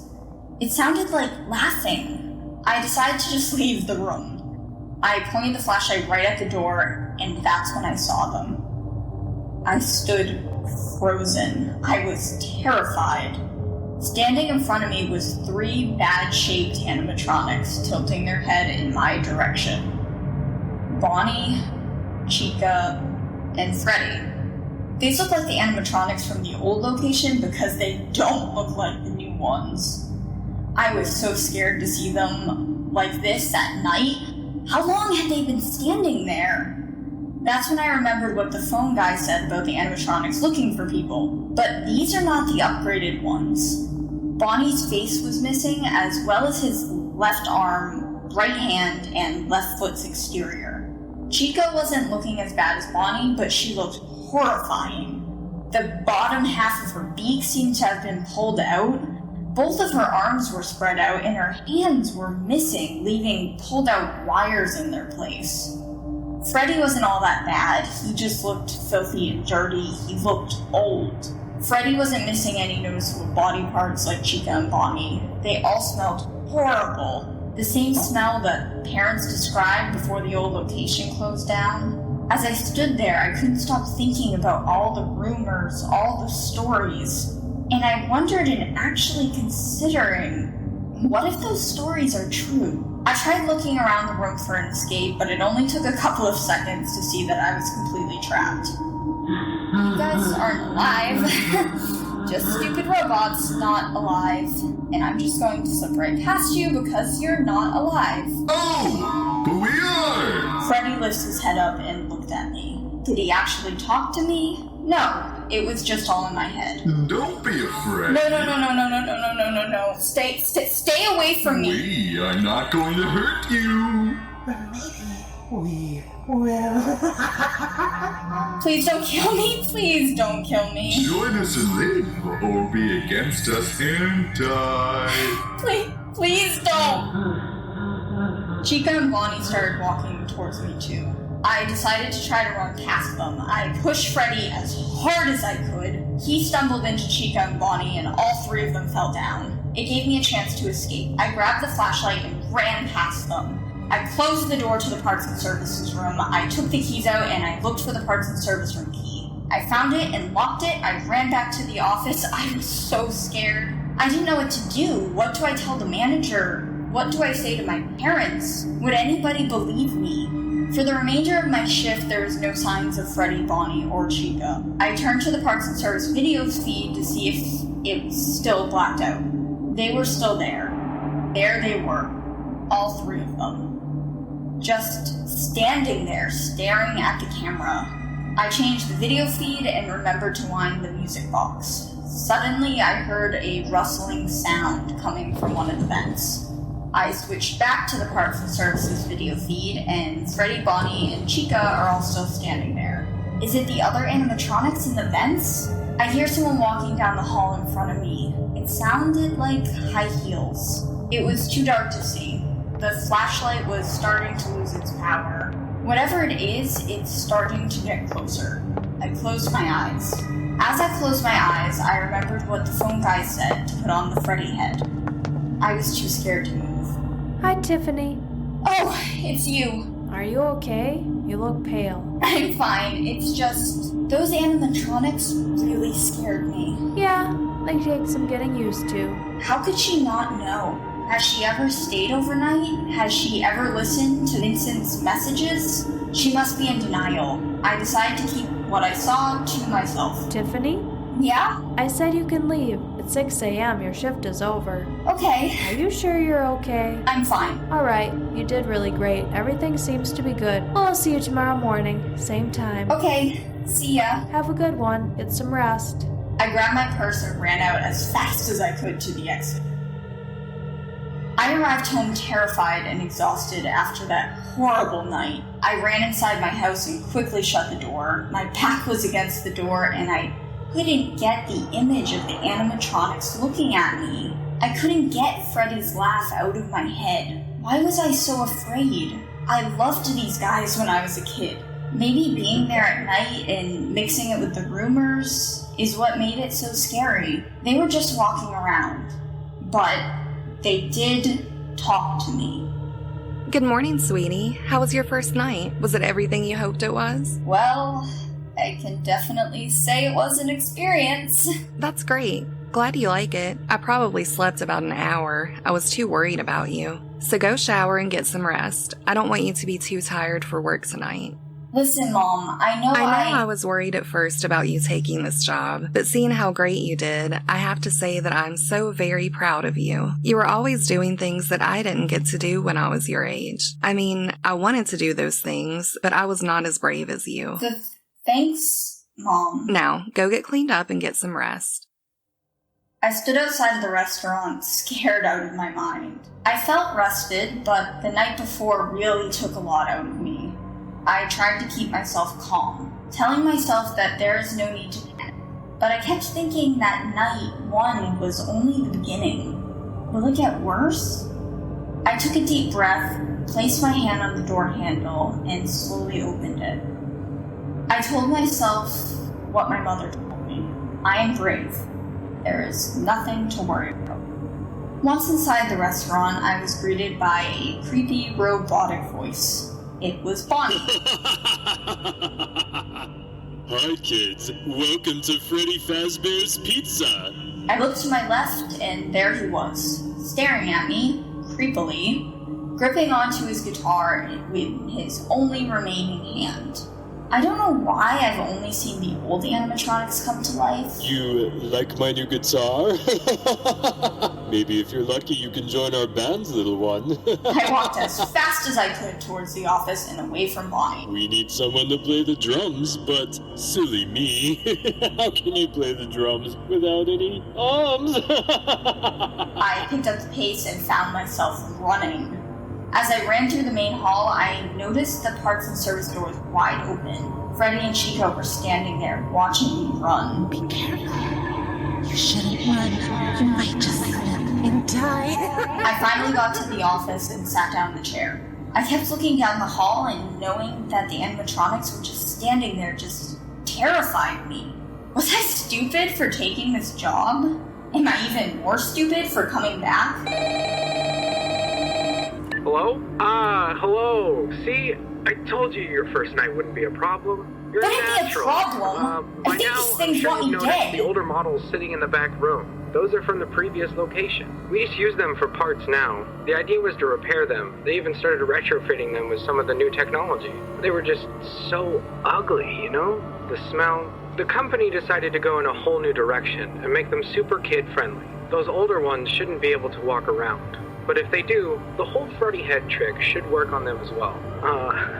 I love those old characters. Do you ever see Foxy the Pirate? Oh yeah, Foxy. Listen, that one was always a bit twitchy. I'm not sure the Freddy head trick will work on Foxy. If for some reason he activates during the night and you see him standing at the far end of the hall, just flash your light at him from time to time. Those older models would always get disoriented with bright lights. It would cause a system restart or something. Come to think of it, you might want to try that on any room where something undesirable might be. You might hold them in place for a few seconds. That glitch might be in some of the newer models too. One more thing, don't forget the music box. I'll be honest, I never liked that puppet thing. It was always thinking. It can go anywhere. I don't think a Freddy mask will fool it, so just don't forget the music box. Anyway, I'm sure it won't be a problem. Have a good night, and I'll talk to you tomorrow. Foxy? Come to think of it, I haven't seen Foxy at all. Suddenly I began to hear music. It sounded like a circus theme tune, but soft and playful. For some reason it scared me. I grabbed the flashlight and walked over to the door. I flashed it down the hall. The flashlight was dim, so I hit it with my other hand. And then the flashlight goes out. I started hearing noises coming from the right open vent. I pounded on the flashlight and the light would not come back on. I looked towards the vent and I saw a small little boy lying inside the vent on his stomach, staring at me with a smile. This was Balloon Boy, aka BB. I've seen him in the game area holding balloons and a little sign that said, "Balloons!" Why was the flashlight not working? I wondered if the Balloon Boy was causing the flashlight to go out, but that is just impossible. I stepped back quickly and stood behind the desk. I looked through the drawers for new batteries. His laugh only grew louder and louder, and then I saw the puppet. The puppet looked very creepy. It was tall and has a white face with black, hollow eyes. Its face has rosy red cheeks and purple stripes that stretch from the bottom of its eyes to the top of its mouth, and with red lipstick painted on.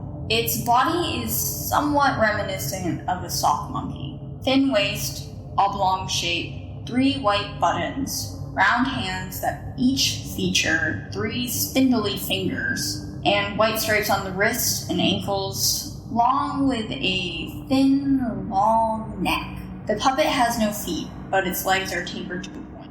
What do you want from me? Don't worry, little one. I have no intention of hurting you.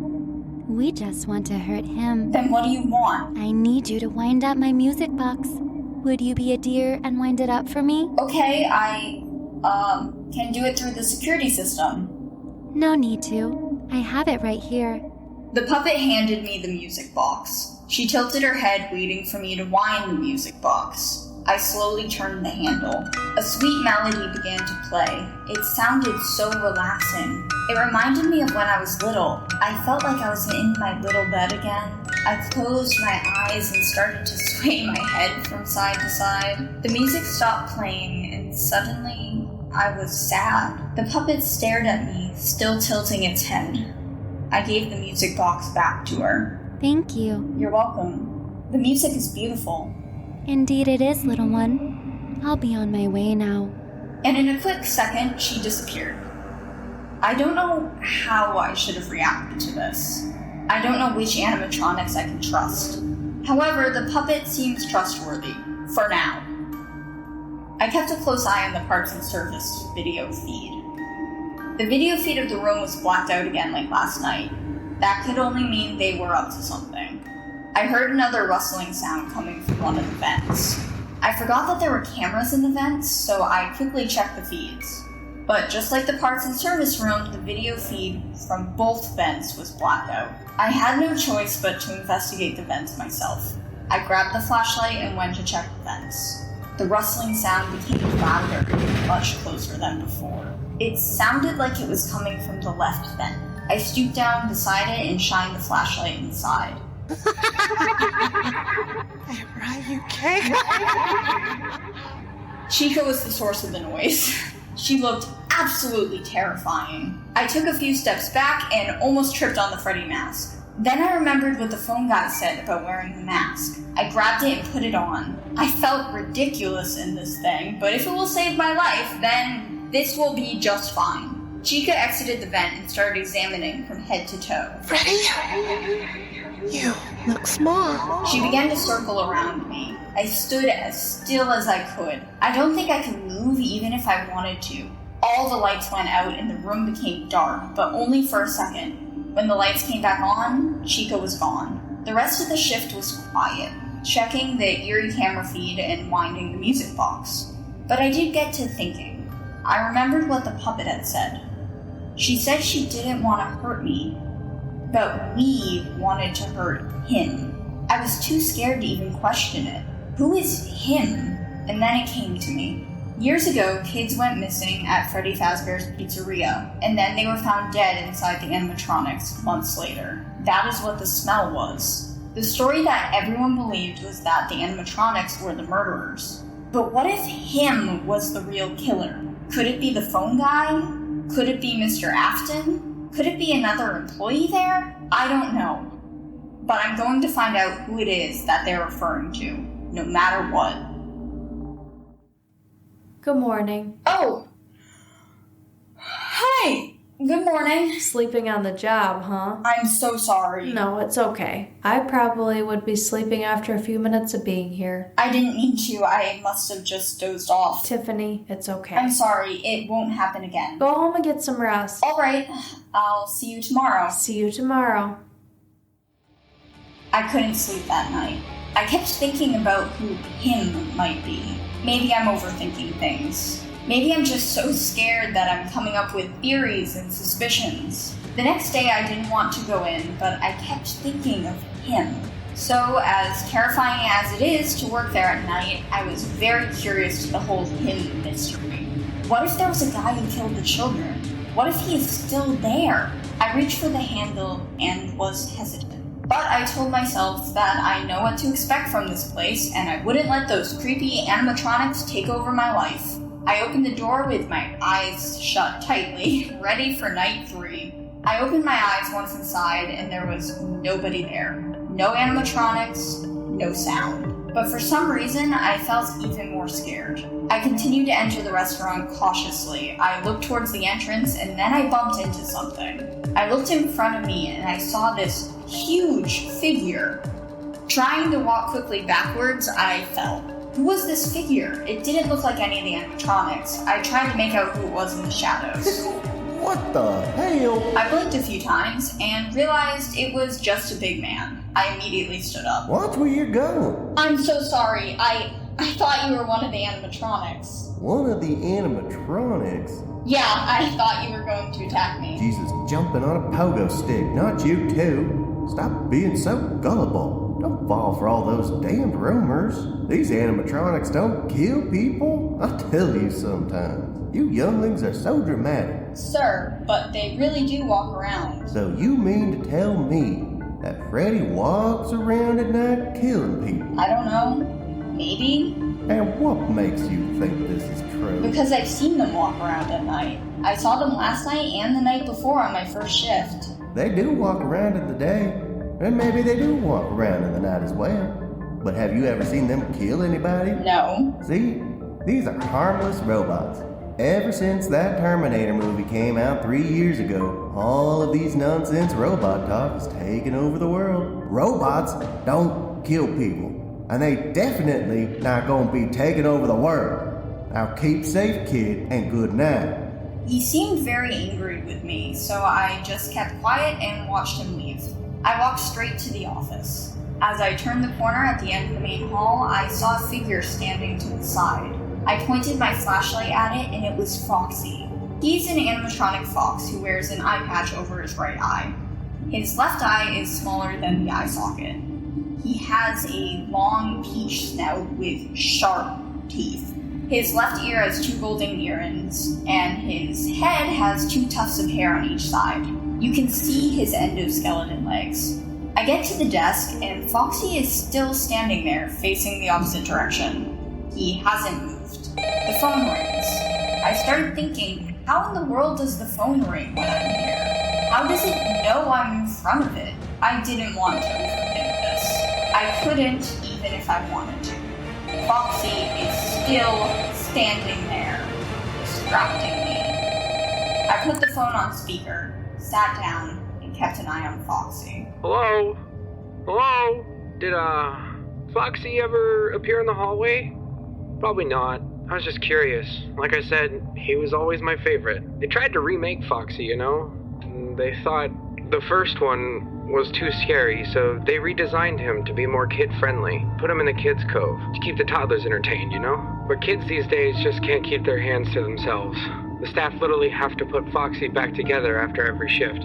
So eventually they stopped trying and left him as take apart and put back together attraction. Now he's just a mess of parts. I think the employees refer to him just the Mangle. Oh hey, before I go, I wanted to ease your mind about any rumors you might have heard lately. You know how these local stories come and go and seldom mean anything. I can personally reassure you that whatever is going on out there, however tragic it may be, it has nothing to do with our establishment. It's all just a rumor and speculation. People trying to make a buck, you know. Our guard during the day, Mr. William Afton, has reported nothing unusual. He's on watch from opening till close. Okay, well, anyway, hang in there. I'll talk to you tomorrow. I saw Foxy looking in my direction. It was a weird coincidence that the phone guy knew Foxy was going to be in the hall. The flashlight rolled off the desk and onto the floor. I got off the chair to pick it up from under the desk. I suddenly heard loud metallic footsteps coming from the hall. A wave of fear began to wash over me. It must be Foxy. I wanted to just stay under the desk the whole shift. I then remembered what the phone guy said last night. All I had to do was flash the light in his face to make him go away. Hello, Kitty. I slowly got up and saw Foxy standing there. He looked pretty beaten up, with stains all over his body. Half of his leg's exterior was gone, along with his torso's exterior, that seemed to have been ripped off with only a few hanging wires left. His left hand and ear's exterior was missing too. He looked old and broken, just like the old Freddy, Bonnie, and Chica. Come with me so we can wander the lake. I flashed the light in his face. Nothing happened. I turned the flashlight on and off to see if that worked, but he just stood there. I looked down at the flashlight, and when I looked back up, he was gone. I checked the video feed and couldn't find Foxy anywhere, but what I saw in Party Room 2 feed shook me to my core. Mangle was there, off to the left side, staring into the camera. Mangle did not look like Foxy. Mangle looked damaged and irreparable. She had a white-colored fox head with rosy red cheeks and lipstick. She has one eye with amber iris and black pupil, while the other is just a hollow black.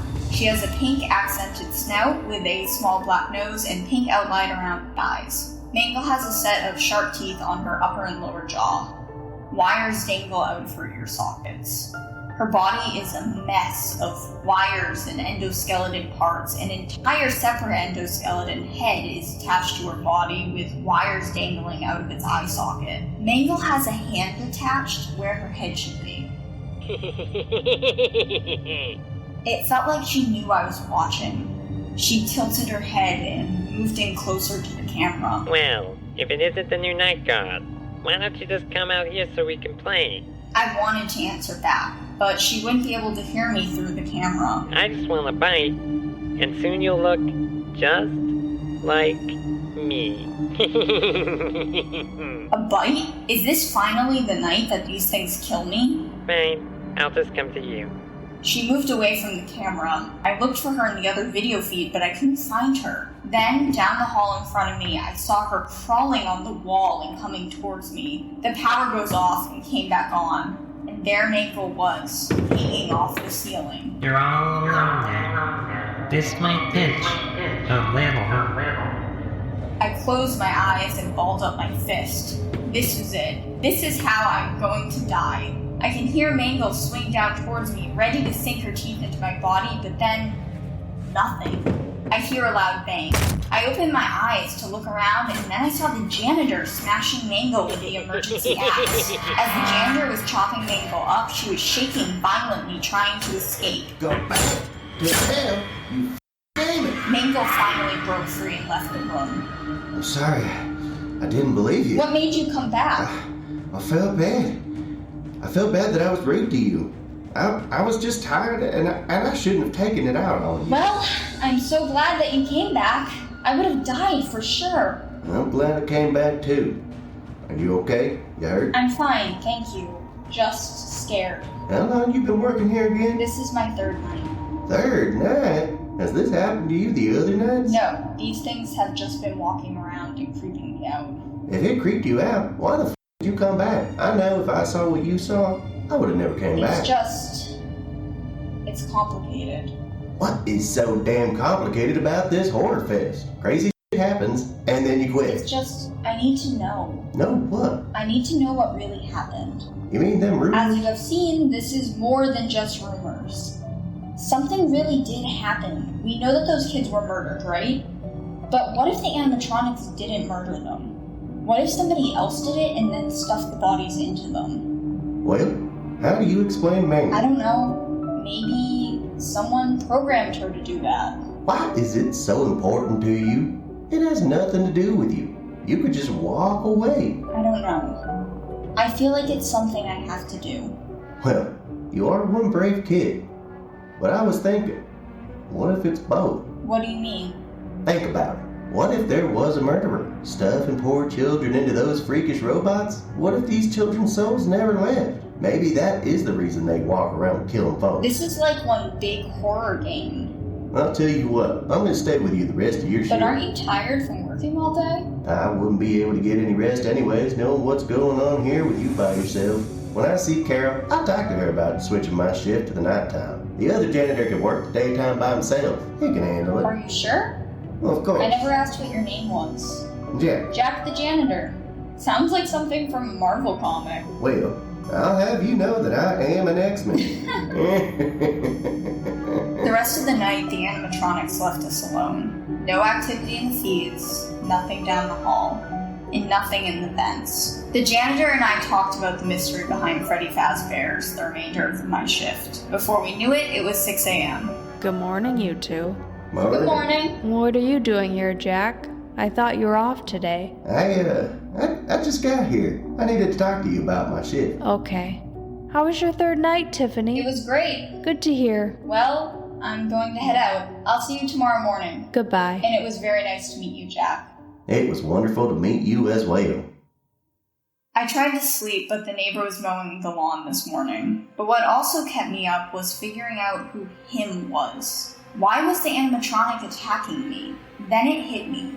What if they are attacking anyone in the uniform? What if the serial killer was also a security guard? Carol and William did say that they were having a hard time filling the position. What if it's because they keep getting killed? I have to figure out who was the first security guard. I liked my plan, and with this, I was able to fall asleep. Good morning, honey.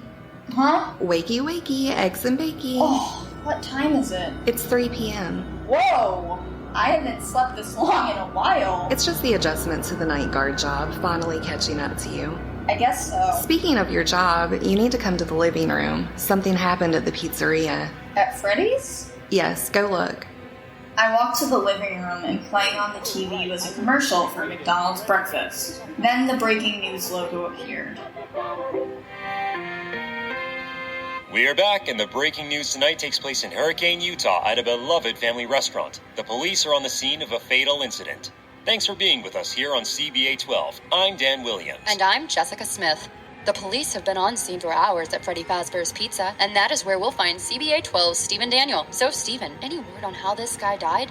No, and that's really what's going to be the big question moving forward, because we now know that an animatronic was involved here. The big question here, is the animatronic the cause of the victim's death, or could this have been something else? But take a look right behind me and you could see what's going on right now. Hurricane police are still inside of this Freddy Fazbear's Pizzeria. They know that around 10 a.m. not so many people were in, actually no customers at all. There was only the manager, the security guard, and the victim, which was one of the janitors of this establishment. 911 was called by the manager after an animatronic by the name of Mango bit into the victim's neck. The victim, Jack Bell, was taken to the hospital and died later on. Oh my God. Again, the big question is, was the animatronic responsible for the death? We have not been able to find out from Hurricane Police at this time. That's something the police are still investigating at this point. They are still out here with heavy police presence right now at this time, still waiting on finding out those details that will play a critical role as we move forward. Of course, we will keep you updated.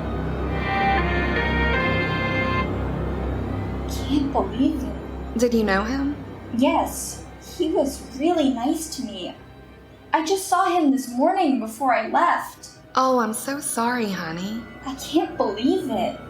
Do you think you'll still have to go in? I don't know. Maybe I can call to see. Go ahead, call your manager. I was so shocked. My mind was racing with a million questions. Nobody's answering. Try again.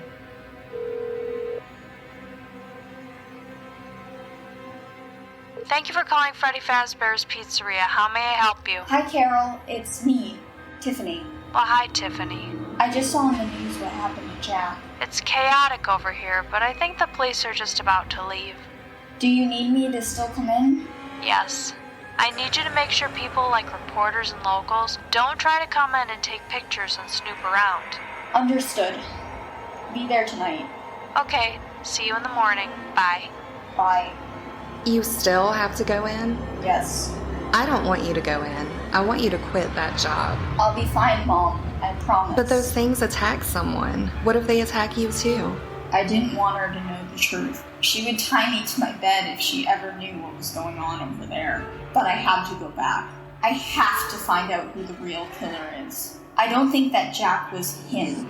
He was murdered during the daytime. That means whoever was there today is the killer. I don't think I can live with myself if something were to happen to you. Mom, I promise I'll be fine. It was just an accident. I arrive at the restaurant at midnight. It was quiet. The scene of the parking lot filled with people and police that I saw on the news, it's all gone now. There shouldn't be anybody in there. I pull out the keys to open the door, and the door opened.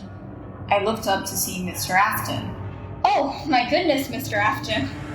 You scared me. Sorry about that, Tiffany. It was pretty crazy. A lot of things that need to be done.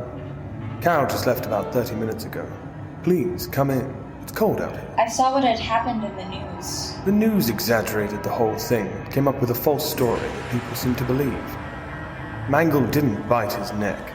He tripped and fell on a path that was unfortunately sharp enough to kill someone. Thank goodness it wasn't a customer. We would have been in big trouble. But what if it was true? Don't tell me you believe in that stuff, too. It's just, last night, Something happened? Last night, Mangle tried to bite me, too. Jack was there to save me. Really? I think it is trying to protect someone. What do you mean? Well, and I know that this is going to sound crazy, but the animatronics do come to life. But they never hurt me. They just stand and walk around very creepily. Vincent helped me to keep them contained, but they do walk around on their own. But the other night, I talked to the puppet. The puppet? Yeah, The puppet is not an animatronic. It's a puppet. There's no way for it to talk. I know, but she did. But she implied that there might be someone else who is doing all the murders, using the animatronics as an excuse to hide the bodies in. Listen, I think that you're just overthinking things. The puppet did not talk. You probably just fell asleep during your shift and had a nightmare. I personally don't know if what you're saying is true. This place has already been investigated and the animatronics are not dangerous. I don't think there's a serial killer amongst us. Okay, sorry. My apologies for not being much help to you and crushing your theory. Now, if you would excuse me, I have to go home. Okay, have a good night, Mr. Afton. Good night, Ms. May. I walked over to lock the door. I noticed that Mr. Afton seemed annoyed as he walked away. He went from smiling to looking more serious. He had an eerie expression. It was time to go to the office to listen to the phone guy. I sat at the desk thinking about what Mr. Afton had said. What if this is all in my head? I have fallen asleep here a couple of times. What if all this animatronics walking around thing is just a nightmare? But Jack was here with me. He saved me, and now he is dead. So all this is not in my head. I don't know what to think, but I knew what I had to do. I need to talk to someone that might give me the answers. I had to talk to the puppet. Okay, so, just to update you, there's been somewhat of an investigation going on, and, we may end up having to close for a few days. I don't know. I want to emphasize, though, that it's really just a precaution. Fazbear Entertainment denies any wrongdoings. These things happen sometimes. It'll all get sorted out in a few days. Just keep an eye on things, and I'll keep you posted. Just a side note, though, try to avoid eye contact with any of the animatronics tonight if you can. Someone may have tampered with their facial recognition systems. We're not sure. But the characters have been acting very unusual, almost aggressive towards the staff. They interact with the kids just fine, but when they encounter an adult, they just stare. Anyways, hang tight. It'll all pass. Good night. I stood up and headed for the prize corner. I wound the music box one more time, grabbed the flashlight, and walked out of the office. I hate walking past the party rooms. It is always so dark. Maybe I should just leave the lights on in there. Maybe when I come back this way. First, go talk to the puppet. Right when I got in front of the main stage, I stopped. This is the first time I actually paid attention to the new animatronics. On the stage was Toy Bonnie, Toy Chica, and Toy Freddy. You could tell that they were definitely improved versions of the original animatronics. Their suit material appears to be made of plastic as if they were a life-size toy. They have bigger eyes, fully functional fingers, wedge-shaped feet, and eyelashes. They look like a big ventriloquist doll. Hello? I turned around and saw Balloon Boy in the corner. For some reason, BB freaked me out more than the toy animatronics. My flashlight began to flicker. I walked away and continued to the prize corner. The music box stopped playing. I was curious to know what would happen if I didn't keep playing the music box. After a few minutes, Pop Goes the Weasel started playing from the box, and once the song was done, the puppet appeared. Hello, little one. Hi, what do I call you? My name is Charlotte, but you can call me Charlie. Hello, Charlie. My best friend's name is Charlotte. And what is your name, little one? My name is Tiffany. Tiffany. Such a beautiful name. Thank you. I would like to ask you something. Go ahead, little one. Don't be afraid. I don't want to hurt you, just him. That's what I want to talk to you about. What do you mean, him? The evil one. The one responsible for all these poor souls. So it wasn't the animatronics coming to life and killing people? No, little one. Unless he programmed it that way, like when he made Circus Baby. But the little one's souls are much too strong for that. Wait a minute. Made Circus Baby? Are you talking about William Afton? Yes, Uncle William, the evil one. Mr. Afton is the serial killer? He's the one that's been killing all these children? Yes, little one. You called him Uncle William. Was he your uncle? That's what I called him. The evil one was my father's best friend. He was my father's partner. Your father was Henry Emily. Yes. What happened to you? What I mean, how did you become this? I was in the rain, looking through the window at the other little ones at the old location. Locked out. Could not get in. This form... You mean what you are? The puppet? Yes, the marionette was looking for me. Looking for the little with the green bracelet. Could not find me. Uncle William found me.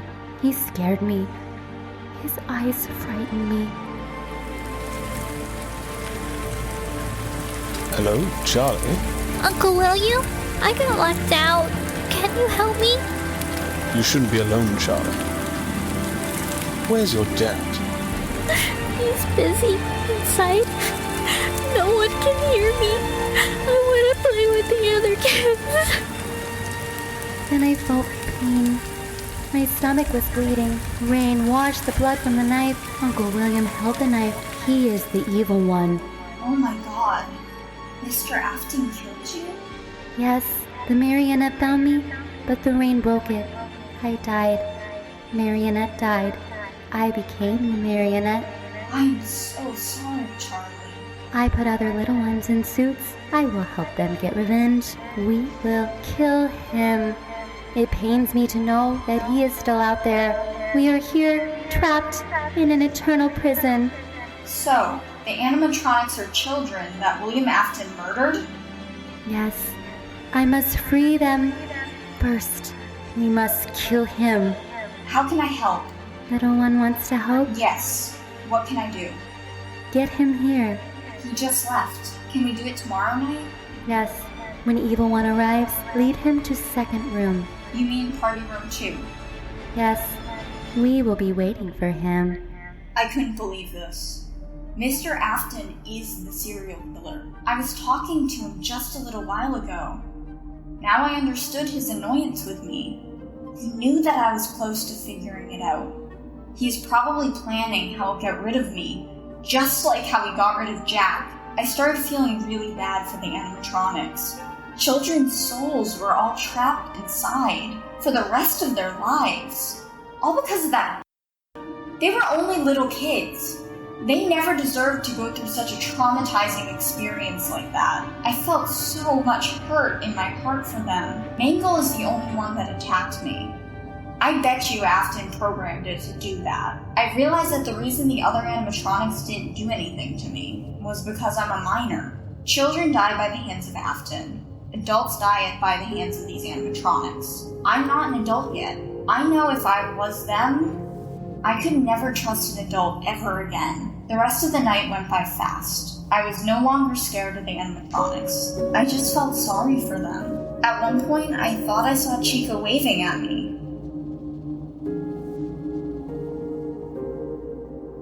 Before my shift the next day, I stood in front of the front doors at Freddy's, ready to take on Mr. Afton. I didn't have to figure out how I'm going to get Afton to the restaurant that night. I called Carol just before I got here at home to tell her that I needed to talk to him, and she informed me that he already planned on being at the restaurant this night. She said he had a lot of work to do. I'm guessing he planned on trying to kill me that night. I entered the building. Everything was strangely quiet. I gently closed the door behind me. I looked around for any of the old animatronics, but there was no sign of any of them. Only the toy animatronics. Hello, Tiffany. Afton's voice came from the corner of the room. He was just sitting there in the dark. I looked to the prize corner and didn't see Charlie there. The animatronics must be in position. Now it's time to get him to the party room. No time to waste. What's wrong? Nothing. You scared me. It's a good thing that you're here. I really need help with camera 2. What's wrong with it? I can't explain it. I'm thinking you might know what to do. Come on, I'll show you. I walked past the tables and headed for the main hall. Afton stood up and followed me. I was so scared because my back was to him. At any moment, he could kill me, but I just kept on walking. These animatronics will have my back. Hopefully. I need to discuss something with you. Go ahead. It's about what you said yesterday. Oh, yeah? Do you really think there is someone killing people here at Freddy's? No. I think you were right. I think that it was just a nightmare and I'm overthinking things. Okay, here we are. Can you turn on the lights? Alright, I'll go to the office and look at the video feed and I'll let you know what I see. I'll be right back. I couldn't believe that I got him to the party room. I turned on the video feed and switched to Party Room 2 feed. I could see Afton standing there, and then the phone rang. I put it on the speaker. Hello? Hey, good job. Night 5. Hey, keep a close eye on things tonight, okay? From what I understand, the building is on lockdown, and no one is allowed in or out, especially concerning any previous employees. When we get it all sorted out, we may move you to the day shift. A position just became available. We don't have a replacement for your shift yet, but we're working on it. Well, just get through one more night, and hang in there. Good night. This phone guy, I think I remember his name, Vincent. Yeah, Vincent. He must either be in on the murders or really dumb not to pick up on anything that's been going on here. Like, how does he not know that the original owner works in the same building as him and is the killer? What is taking so long?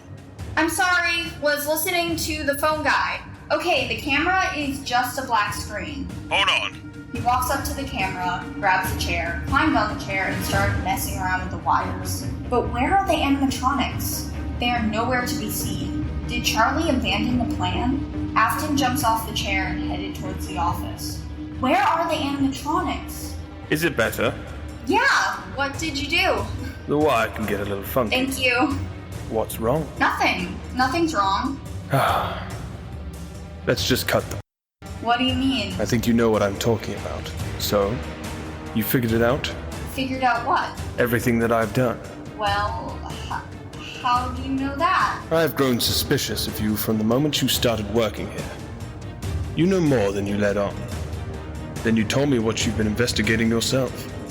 You know you're not going to be leaving here alive. You don't have to do this. Oh, but I do. I have been getting away with it for so long. And I don't need a little brat like you messing everything up for me. That's when I saw Charlie. She was walking down the hall. Afton seemed to notice my sudden shifting gaze as he looked down at me in annoyance. What are you looking at? He turned around, shocked to see the puppet coming towards him. Stay back. Stay the back. And then Charlie just stopped. The power was off. What the hell is going on? I heard noises coming from both the vents. Then I heard noises coming from down the hall. Freddy's eyes started glowing bright.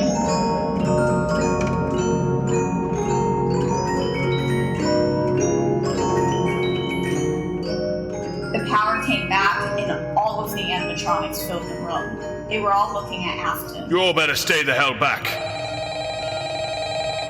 Hello? Hello, Daddy.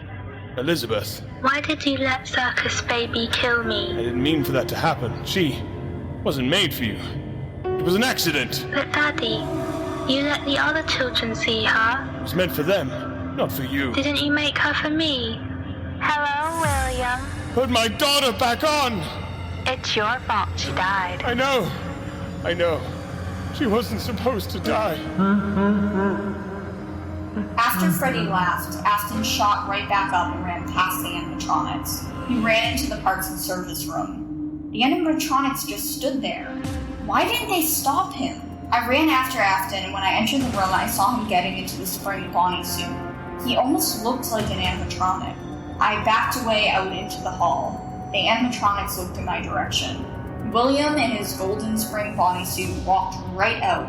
The other animatronics stood for a few seconds, and then they all went back to their usual spots. What are you all doing? He's right there! Get him! Charlie, what happened? Why are you walking away? Kill him! The evil one is gone. We must find him. But he is right here! What is wrong with you? What did you do to them? They won't touch me. They never can touch me. As long as I wear this, they'll never be able to get me.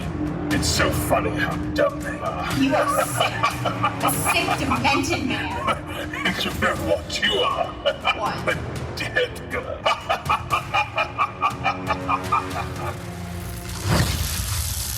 And how did you get out? Tiffany? Tiffany? We start with breaking news. Take a look at the 17-year-old girl, missing now for more than 2 months. A massive search is underway in Hurricane, Utah. CBA reporter Steven Daniel is live in front of the residence, where police say she never made it home. She never made it home from work. Her mother says she was an overnight security guard at Freddy Fazbear's Pizzeria, and police say that this is the last search they will do to try to look for Tiffany May. At this point, detectives think that she may not have been abducted and that she may have ran away. Tiffany's mother said that she did take the job to save money for traveling, but Tiffany would never run away like this, and that she is emotionally stable and that she is a good kid. Again, one last massive search is going to take place soon. If you are concerned and would like to help, you can come here to Sky Ridge Park. We will stay more on it and bring you more information as it comes. I'm Stephen Daniels, CBA News.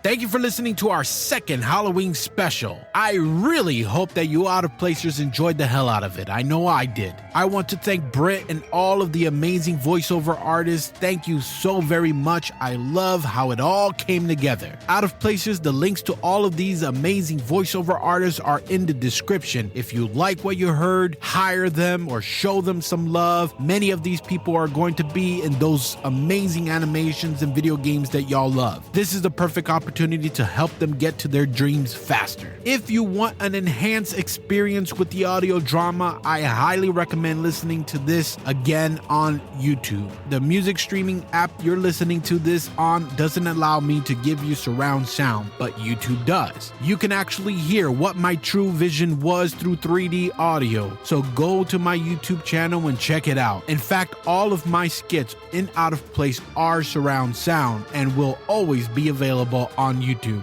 Follow the direct me link next to my name, and the YouTube link as well as other links to contact me will be there. Oh, and for you loyal listeners who always listen to the very end, the Christmas special is going to be called A Christmas Noir. More details in November. Thank you again for listening to this entire episode. I love you, I appreciate you, and always remember to smile.